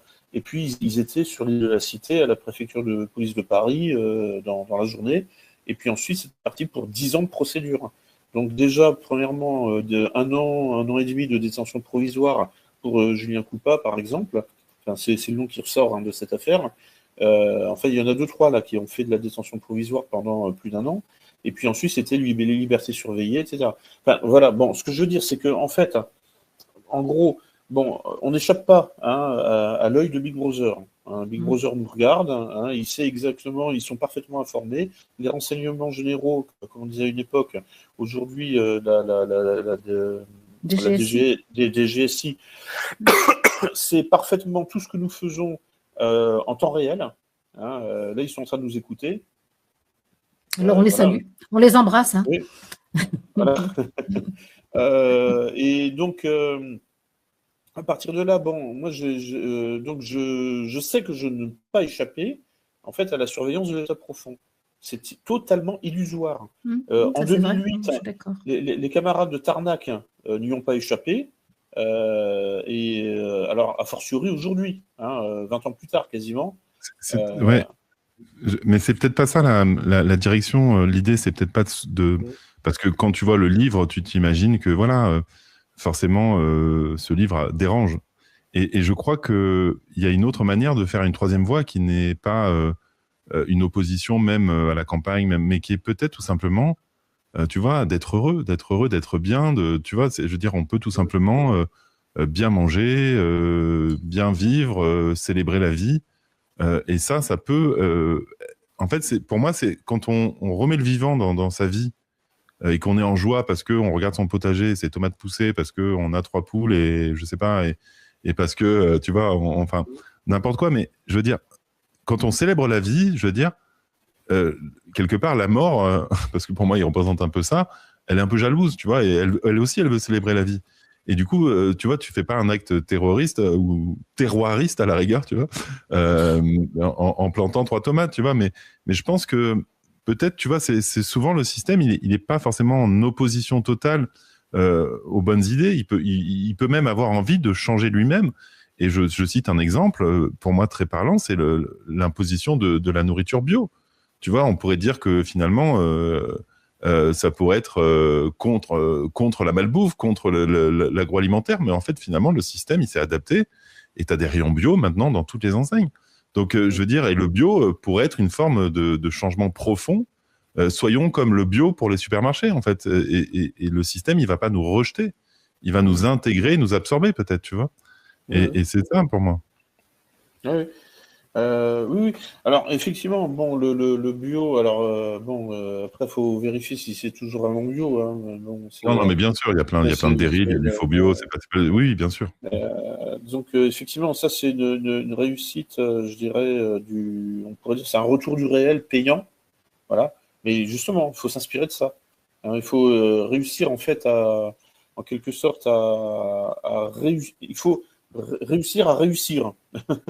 Enfin, faut être capable, en fait, de réussir dans le système payant, hein, dans le système capitaliste, hein, avec des solutions, hein, éventuellement, oui, c'est un peu que contestataire ou anticapitaliste. Mais je veux dire, bon, à la fin, je veux dire, de toute façon, malgré tout, comment dire, il faut pas négliger la question du pouvoir, hein, parce que je vois beaucoup de gens, et effectivement, spontanément, bon, on a envie de vivre en paix, tranquillement, etc. On n'a pas envie de se poser la question du pouvoir, parce que c'est un stress, et personne n'a envie de se stresser.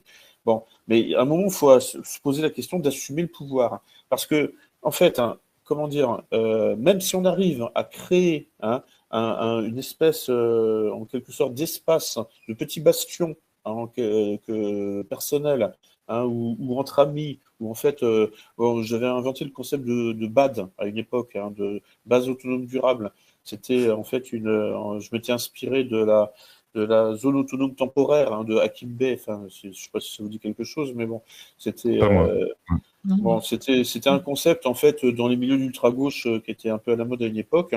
Bon, enfin, en gros, l'idée c'était voilà, en fait de partout, enfin, comment dire, essayer de recréer enfin, en fait, le concept de ZAD à Notre-Dame-des-Landes, par exemple, c'était une extension de ça. Donc, c'était en fait créer des espaces qui échappent au marché, qui échappent en fait justement à ce capitalisme mondialiste, etc. Bon, ça a été entièrement contaminé aussi par justement le wokisme et le gauchisme, qui est en fait la maladie infantile du socialisme, comme disait Lénine. Et donc en fait, c'est un échec aussi, de toute façon. Mais ce que je veux dire, c'est que l'idée d'essayer, en fait, comment dire ça, d'être heureux dans un monde de malheur et de lutter en créant des bulles comme ça, de bonheur, ça, en fait, c'est OK, mais le problème, c'est la question du rapport de force et la question du pouvoir. Qui à mon avis, qu'il faut poser. On ne peut pas se contenter, ce que je veux dire, on ne peut pas se contenter. Enfin, moi, c'est là où j'en suis depuis quelques années, après avoir testé en fait des expériences, et surtout après avoir vu des expériences échouer.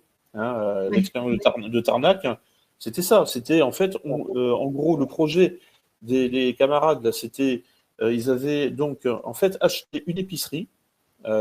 Et un corps de ferme. Donc, l'idée, c'était de relancer en quelque sorte avec des jeunes gens, enfin, puisqu'ils étaient tous étudiants ou en fait entre 20 et 30-35 ans. Enfin, c'était en gros de réanimer un village qui était en train de disparaître, tout simplement, par la démographie et par en quelque sorte la désertification, comme on dit. C'était dans la diagonale du vide. Et puis, bon, bah voilà, le pouvoir a claqué dans les doigts, et puis c'était la belle expérience s'est achevée en l'espace de quelques heures. Alors ensuite, il y en a qui y sont retournés parce que, bon, voilà, malgré tout, ils ont eu le droit d'y retourner. Mais en fait, bon, tout ça, c'est toléré par le pouvoir. Oui, c'est parce que c'est en polarité. C'est très polarisé avec le pouvoir. Donc finalement, ça l'aide. Voilà. Mais bon, à un moment, j'en ai marre d'être toujours dans la contestation. En fait, c'est ça. Au bout d'un moment, la question de la souveraineté, c'est poser ses conditions et ne pas simplement répondre, être dans la réaction. C'est la différence entre le libre et le rebelle. Le rebelle, il réagit à l'autorité. Le libre, il part de lui. Et évidemment, c'est très différent. Mais surtout, mais le libre, et comment dire, le libre, surtout, il exerce le pouvoir. Oui, exactement. Il va dans sa souveraineté. C'est-à-dire qu'il institue chez lui, en fait. Oui, oui. Et donc, voilà. Et là, dans le rapport de force avec l'État, par exemple, bon, les expériences de type ZAD ou autres, bon, en fait, soit elles sont, comment dire, étouffées, soit elles sont tolérées, mais subverties de l'intérieur. Oui, des agents agitateurs, des faux, en fait, des faux manifestants qui sont au service de l'État et qui font prendre des décisions. Mais je comprends tout ce que tu dis, Lucien, et merci pour ton témoignage. Et de toute façon, c'est difficile de ne pas parler depuis nos expériences. Et quand on a une expérience comme celle que tu décris, forcément, ça cartographie et ça façonne notre vision du monde de manière presque irréversible. Donc oui, c'est évident que cette expérience-là a dû laisser une empreinte profonde en toi. Et ça, je comprends. C'est comme, je sais pas moi, si on a un accident, on va toujours se positionner depuis cet accident et plus depuis quelqu'un qui n'en a jamais eu. Donc c'est évident. Mais pour moi, voilà, c'est peut-être si on revient un petit peu à ton œuvre et à ton travail, finalement, quel est l'ADN qui te pousse à alerter sur ces mécanismes, à parler, à essayer d'être celui qui voit au milieu des aveugles quel est si tu vois, si je dois parler de ton élan profond à faire ça, au sein je veux dire, dans ton âme et conscience, qu'est-ce qui te donne envie de te lever le matin pour dire toutes ces choses et faire bouger les lignes, en fait? En fait, je pense, c'est comment dire, le scandale intellectuel, le fait de dire bon, on se fout de ma gueule, vraiment. Voilà, si je résume de façon un peu vulgaire, hein, le point de départ, hein, c'est ça, on a, comment dire, il y a le réel, hein, et puis par-dessus le réel, il y a le récit du pouvoir. Et le récit du pouvoir, parfois, n'a aucun rapport avec le réel. Et ça, bon, faut arrêter. Faut arrêter les conneries, quoi. Donc, je passe mon temps à essayer de rétablir le réel, c'est-à-dire de poser des limites au discours du pouvoir. Voilà. Et à l'exercice du pouvoir. Parce que sinon, en fait, il n'a pas de limite. Hein. En fait, c'est la démocratie au sens de Montesquieu. Hein. C'est les trois pouvoirs, hein, qui se limitent mutuellement. C'est rien d'autre que ça. Et en fait, si on, comment dire, un jour, je me disais, bon, mais qui serais-je dans la matrice? Hein, vous vous souvenez, là, le film, là, avec, où tout le monde Oui, est Néo, dans la un... Matrix. Oui. Oui, voilà, c'est ça. Ouais. En fait, moi, je me disais, en fait, mon rôle dans la matrice, hein, c'est de poser des limites. Voilà. Rappeler, en fait, hein, tout simplement qu'il n'y a rien d'absolu, il n'y a pas d'exercice, en quelque sorte, du pouvoir qui soit absolu en tout temps, en tout lieu, etc. Les vérités sont toujours relatives, hein, comme on dit, hein, vérité d'un côté des Pyrénées, mensonge au-delà, enfin bon... Et puis, alors bon, là, les Pyrénées, c'est juste à côté. Hein. Mais bon, alors, si on va encore plus loin, c'est encore pire. Enfin bon, oui, donc, en fait, le monde, c'est le lieu du relatif. Et bon, effectivement, bon, comme je n'ai pas de métaphysique, donc en fait, mon point de repère, c'est le monde immanent, hein, enfin, je veux dire, le monde matériel. Et en fait, ce monde matériel est plein de limites. Hein, on passe notre temps à expérimenter, hein, les limites d'ailleurs de ce monde matériel, à commencer par les murs de mon appartement. Hein, vous les voyez derrière moi. Bon, voilà, si j'avance, ben, je vais rentrer dans un mur. Voilà, tout simplement. Et puis au-delà de ça, il y a toutes les limites justement imposées par l'administration, etc. Bon, étant fonctionnaire, bon, c'est aussi un vécu personnel, bon, voilà, un peu douloureux. Mais bon, enfin, je veux dire, on passe notre vie dans un monde de limites. Hein. Mais il y a des gens dans ce monde de limites qui croient, eux, qu'ils échappent, hein, aux limites. Hein. Et donc, il faut simplement leur rappeler, non, mais personne n'échappe aux limites. Hein. Donc, mais en fait, ce que tu décris, Lucien, ça me semble être ton focus, c'est de rester un individu et pas simplement un élément du système. C'est de rester réaliste. Ben oui, et donc avec tes propres repères et pas être absorbé totalement par un système qui impose du narratif, justement. Oui. Oui. Enfin, oui. Alors, effectivement, par contre, je peux m'identifier aussi à un système. Enfin, je veux dire. Bien sûr, ça n'empêche pas, mais tu es en relation avec. C'est-à-dire que tu peux décider d'appartenir, décider de ne pas appartenir, mais c'est toujours toi qui régis, en fait. C'est toi qui. Et c'est pour ça que je voulais te ramener sur l'histoire de la conscience. Cette conscience, c'est la tienne et c'est toi qui es gestionnaire de ton existence à partir de la conscience que tu as de toi. Et ça me semble être effectivement dans tout ce que j'ai compris ce soir de ce que tu nous dis, c'est la clé. C'est d'être fermement ancré dans sa propre conscience et de voir le monde à partir de soi, en fait. C'est ça, oui. Alors ça, effectivement, oui. Moi, je suis très localiste. Hein, Ben oui, c'est ça. Donc, effectivement, je pense qu'il faut, comment dire, démondialiser au maximum, parce que bon, il faut en fait sortir des abstractions. Hein, et quand on dit que en fait on est tous frères, la conscience universelle, etc. Non, mais c'est pas vrai. C'est pas vrai. Je veux dire, mon intérêt, ma vie ici, en tant que Français parisien, n'est pas la même que à l'autre bout de la planète, etc. On est tous différents. On a tous, en fait, des cultures différentes, des visions différentes, et c'est très bien comme ça. Et surtout, on a tous des intérêts différents. Et puis, même au-delà des intérêts, on a tous des contextes différents. Et c'est le contexte qui détermine le comportement. Quand je dis contexte, c'est-à-dire que en fait, par exemple, là, je sais pas, moi je suis dans une AMAP, évidemment, l'agriculteur du côté de Melun, bon, je vais pas lui demander de produire du riz. Voilà. Par contre, si j'étais au Vietnam, là, ce serait normal. Il serait dans mon producteur dans mon AMAP, il serait dans une rizière.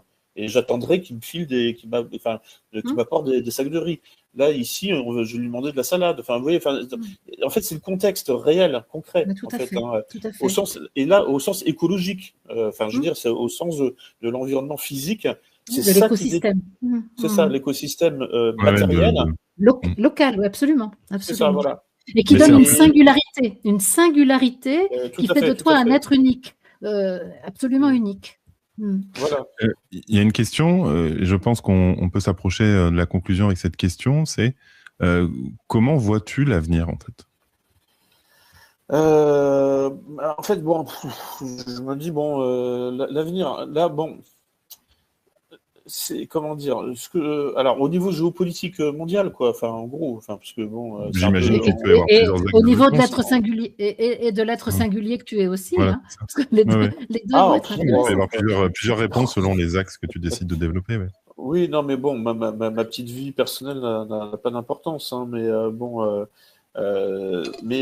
ce que je vois, c'est effectivement au niveau, parce que je suis anti-mondialiste, hein, anti-globaliste, tout ça, mais malgré tout, on est bien obligé d'admettre que, voilà, on vit dans un monde interconnecté, voilà, faut faire avec. Maintenant, faut respecter des distances, c'est juste ça, quoi. Mais bon, là, je vois bien, il y a comment dire, une espèce d'effondrement de l'Occident, de déclin intellectuel, parce que en fait, on est beaucoup trop justement sur les écrans. Ne prenez pas mal, en fait, hein. D'ailleurs, je me prête au jeu, quoi. Mais en fait, je veux dire, en fait, il y a en quelque sorte une espèce d'hypertrophie, en quelque sorte technologique, hein, en Occident. Hein, c'est ce que Palantir, le manifeste de Palantir, essaie de corriger, hein, en disant vous connaissez l'anecdote, hein, des informaticiens de la Silicon Valley qui interdisent à leurs enfants d'utiliser des ordinateurs. C'est ça. Bon, Oui, c'est ça. non, mais c'est ça. Le manifeste de Palantir et la néoréaction, c'est juste le mouvement philosophique de ces informaticiens-là. Voilà. Qui ont compris que, en fait, leur propre création est nuisible à leur propre descendance. C'est ça. On croirait Oppenheimer, quoi. Non, mais c'est intéressant comme moment historique, hein, comme moment. Et comme, en fait, il y a un moment historique où, en fait, des gens, il y a un moment de bascule intellectuelle, hein, où vous avez un milieu socio-professionnel qui comprend quelque chose et qui comprend qu'il est en train de se suicider, en fait. Et qu'il va falloir changer un certain nombre d'orientations. Là, c'était, je sais plus, il y a 1 an ou 2, il y avait Elon Musk qui avait lancé un moratoire sur l'intelligence artificielle. Ça a duré que 6 mois. Bon, évidemment, c'est le début. Là, il y a le pape là qui vient de dire pareil, il faut faire super gaffe avec. J'ai entendu. Donc il y a comme ça, en fait, c'est des leaders d'opinion, enfin Musk ou le pape qui sont. C'est des influenceurs. Voilà, c'est ça. Mais des super influenceurs, enfin des big influencers, qui sont capables effectivement là, de mettre en garde, hein, notamment, et puis toute la question des smart cities va se poser aussi, hein, parce que tu en parlais tout à l'heure là, et puis donc là je réponds avec 10 minutes de retard, mais en fait là aussi, et surtout moi ce que je vois, le problème c'est en fait le dysfonctionnement. Quand tout ça ne marche plus, c'est la panne globale. Et alors là, c'est une catastrophe. Ouais. Et ça, ce risque-là, le bug, en fait, hein, général, etc., en fait, c'est le risque. En fait, plus une technologie est sophistiquée, hein, et plus elle est précaire, et plus elle est fragile. Ça, c'est un principe d'épistémologie qui est bien connu. Hein, plus une technologie est robuste, hein, et plus, en fait, et moins elle est fragile. Ça se comprend, c'est du bon sens. Hein. Mais une technologie, par exemple, l'informatique, c'est très sophistiqué, et donc ça devient extrêmement fragile. Et tous ces débats-là, hein, que des des intellectuels comme il y a Éric Sadin ou des profs d'université peuvent avoir, mais dans des milieux un peu fermés, il va falloir que ça devienne le débat. Il va falloir que ça arrive en fait au niveau de l'opinion publique. Comme un espèce de moratoire géant sur l'IA, tu veux dire, et sur la morale dans l'IA, quoi. Par exemple, voilà, oui, effectivement. Et les smart cities. Parce que ça peut être catastrophique. Hein. Imaginez une ville entièrement informatisée avec une panne générale. Putain, mais tout le monde meurt, en fait. Non, mais, non, mais c'est vrai. Oui, c'est aussi dangereux que d'être dans l'espace sur une navette, une cité, enfin une ville dans l'espace. Oui, c'est ça. Il n'y a plus d'eau, il n'y a plus d'aération, il n'y a plus même de justice, il n'y a plus de. Oui. Il n'y a plus rien. Tout tombe en panne. Mais surtout, on est tellement dépendant du courant maintenant. Tu vois, on voit le courant est devenu. Enfin, tu veux faire une guerre mondiale, tu détruis les moyens de courant d'un pays, puis c'est fini. Et en 48 heures, tout le monde est mort. C'est ça. Ouais. Et donc, toutes ces questions-là, il faut se les poser.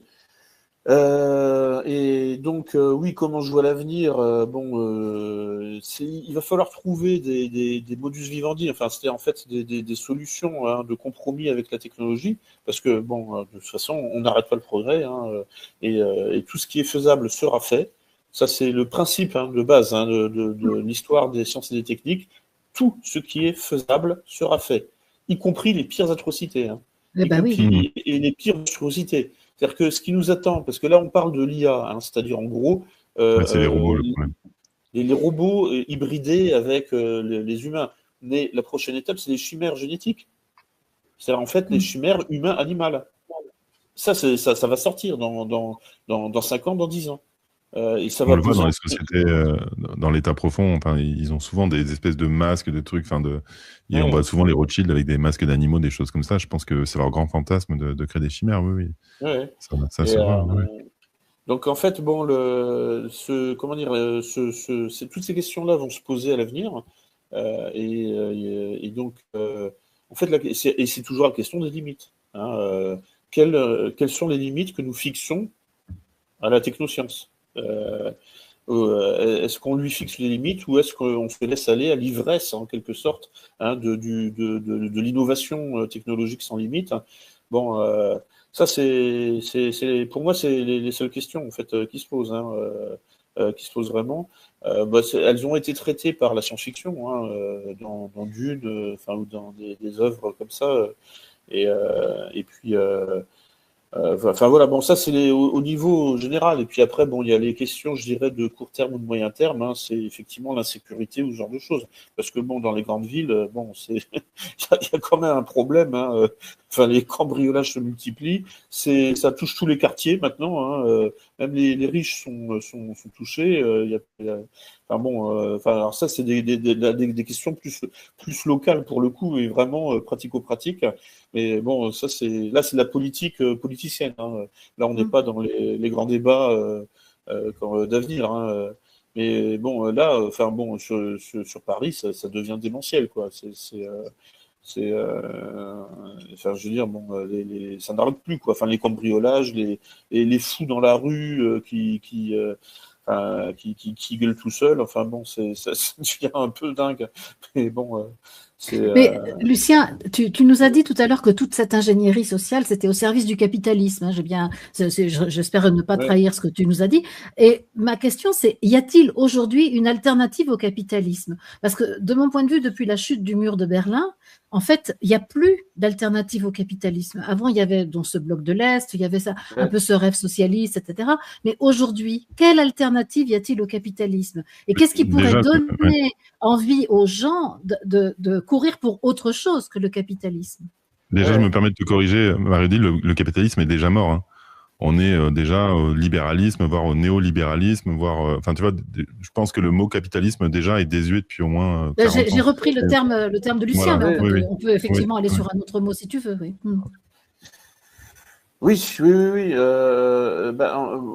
Comment dire, qu'est-ce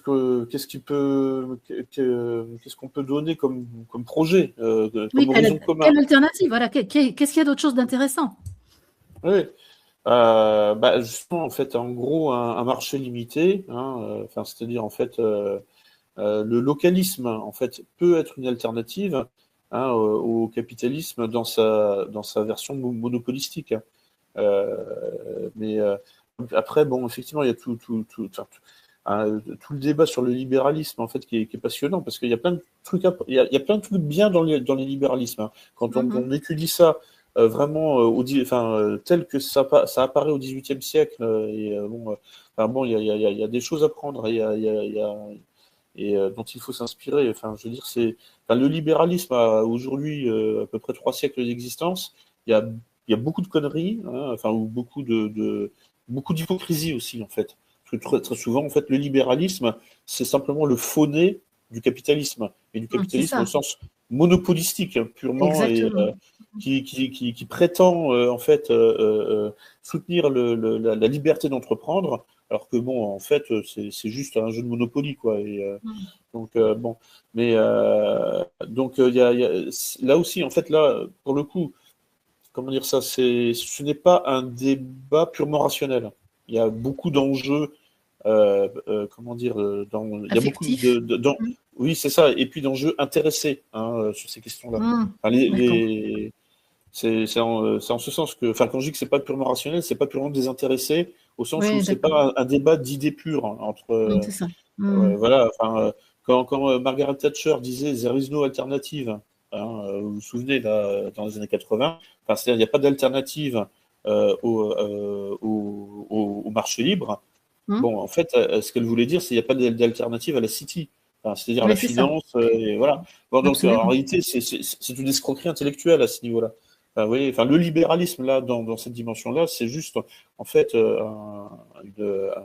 comment dire ça, un mot pour un autre, quoi, en fait, hein, le but étant simplement c'est de l'hameçonnage, là, au sens là, de l'ingénierie sociale, hein, en fait, on vous dit ce que vous voulez entendre, hein, mais en fait, pour vous faire aller sur autre chose, hein, pour progressivement, en fait, vous faire changer de comportement.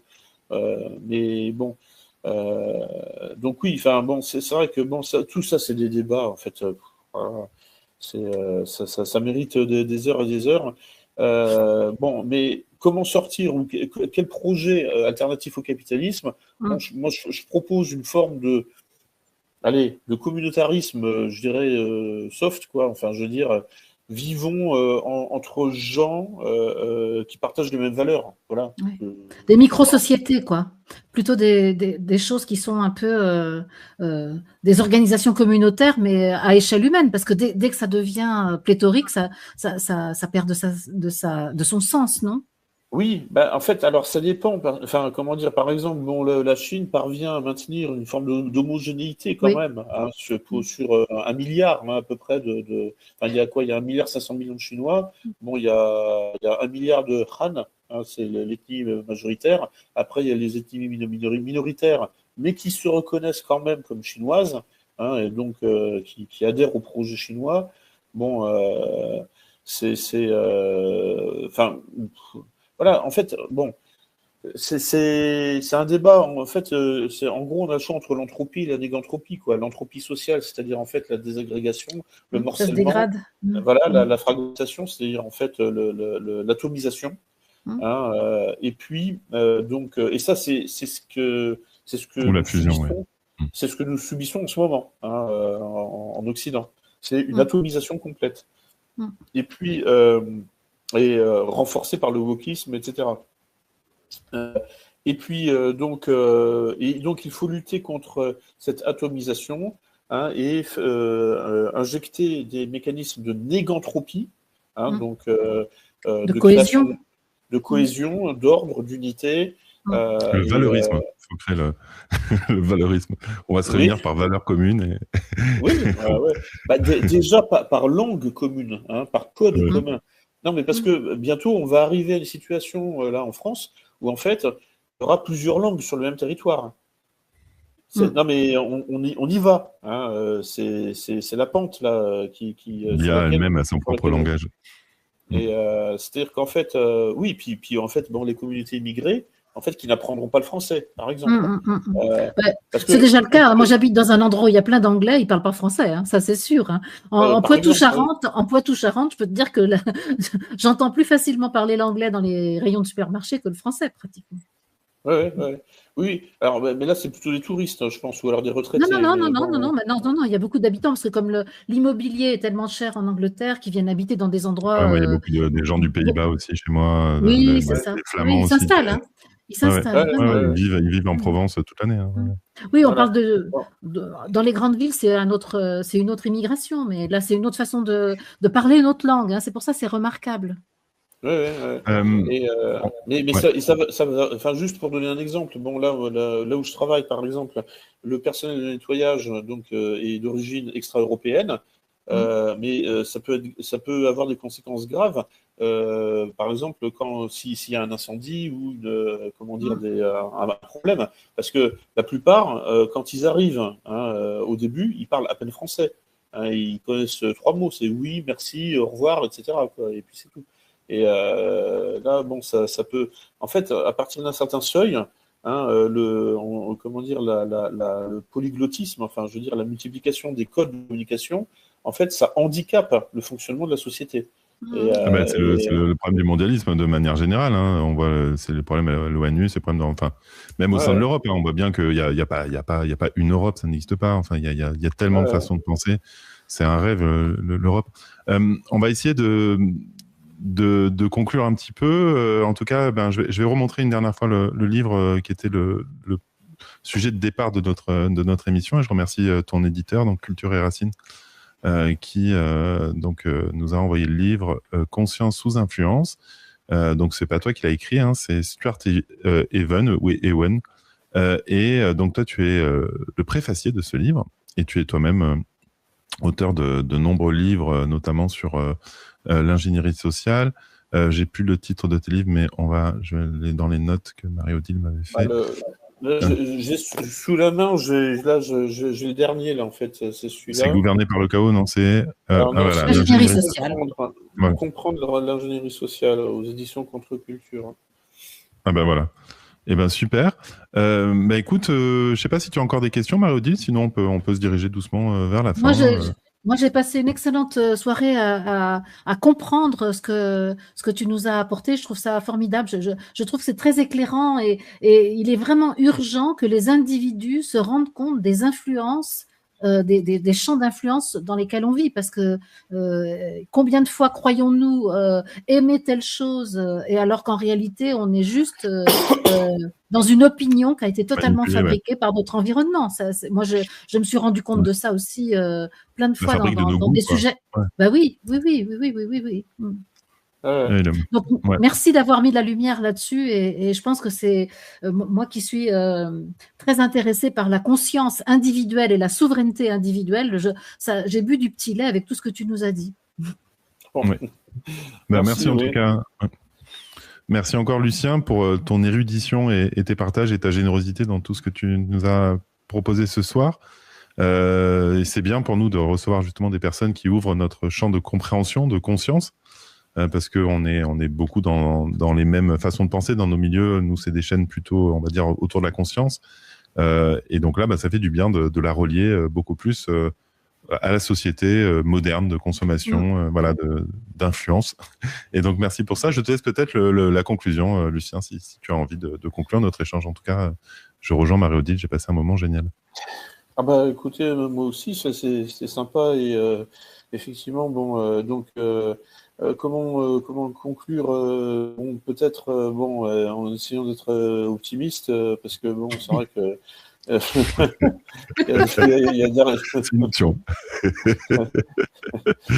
Donc voilà, essayer justement dans une société en pleine entropie sociale, donc en pleine fragmentation, en pleine atomisation, essayons de définir une méthodologie pour recréer l'unité. Voilà, donc ça peut être un projet d'ingénierie sociale, justement, mais positive, ce coup-là. Parce que là, on n'a pas trop abordé les questions techniques. Qu'est-ce que l'ingénierie sociale, techniquement? En fait, ça consiste à prendre le contrôle du lien social pour le construire ou le déconstruire, et à volonté.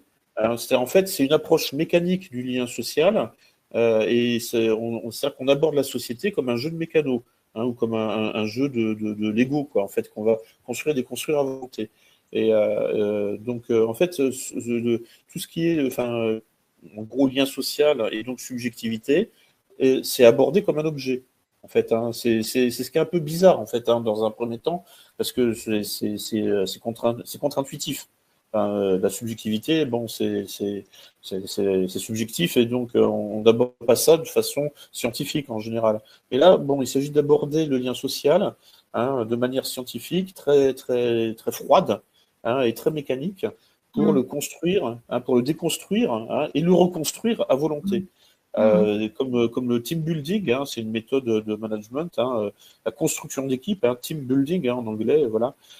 Et donc en fait, comment dire, déjà le capitalisme en fait produit des effets de construction, de déconstruction plutôt, mais en plus l'ingénierie sociale qui nous est appliquée, en fait, bon, peut effectivement en fait monter des conflits triangulés entre les groupes identitaires.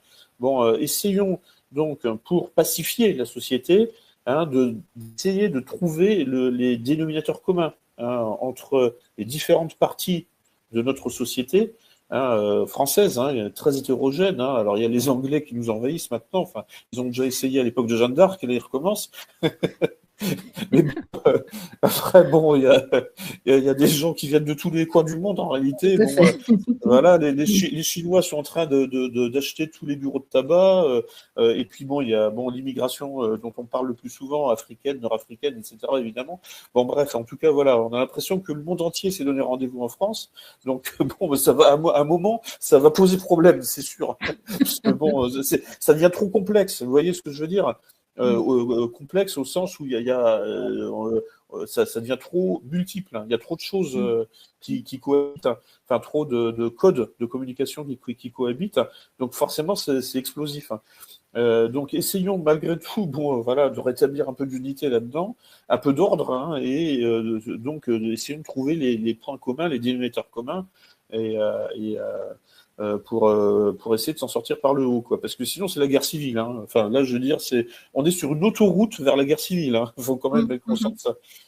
Donc, voilà. Bon, donc voilà. Ce sera mon mot de conclusion. Ton point positif. Voilà, c'était le moment positif de l'histoire. Voilà. Bon, écoute, merci infiniment. Et c'est vrai que à comprendre comment se fait cette notion d'ingénierie, ça rejoint le wokisme, comment le wokisme, par exemple, conditionne nos rapports, où maintenant on est obligé de changer de langage, de faire hyper attention, par exemple, la notion du YEL ou autre, du genre. Enfin, et c'est vrai que oui, on voit bien qu'il y a en tout cas une complexification des rapports liée à une forme d'ingénierie qui redétermine ce qui en fait était très simple au départ et qui devient ultra compliqué. Et c'est vrai que de comprendre l'origine de tout ça, c'est super. Eh ben, écoute, merci en tout cas, Lucien. C'était un très très beau moment. Je remonte le livre, donc Conscience sous influence, publicité et genèse de la société de consommation. Vous avez le lien vers l'éditeur en description pour vous le procurer directement sur le site de l'éditeur. C'est toujours plus sympa de faire vivre les éditeurs. Et puis, voilà, moi, je vous retrouve demain sur Rayonnance avec Luc Baudin. Et je sais pas, toi, demain aussi, Marie-Odile, tu fais une émission. Moi, je ferai de la poésie. La poésie, du slam et de la chanson demain avec Romain Brouard. Super. Et je sais pas si tu as une actualité, Lucien. Je sais qu'on va te retrouver au Festival Nexus prochainement. Et sinon, je sais pas si tu avais une petite actualité à nous partager avant de nous dire au revoir. Non, là, en fait, avant Nexus, j'ai rien de spécial. Non, je crois que... la sortie de ton livre, quand même. J'ai pas de conférence, ni rien de tout ça. Mais bon, enfin, je me réjouis de vous voir donc là, au festival, là, le 27 juin. Voilà. On est en train de penser à venir, oui, absolument. C'était pas encore prévu, mais c'est en train de mûrir. Voilà, c'est ça, on est en train de regarder l'organisation logistique, mais en tout cas, c'était notre conversation toute la journée de se retrouver là-bas. Eh bien, super. Eh bien, écoute, merci Marie-Odile, merci Lucien, merci à toutes celles et ceux qui étaient avec nous ce soir. Et puis, à bientôt pour de nouvelles aventures. Bonne soirée à toutes et à tous. Bonne soirée. Bonne soirée.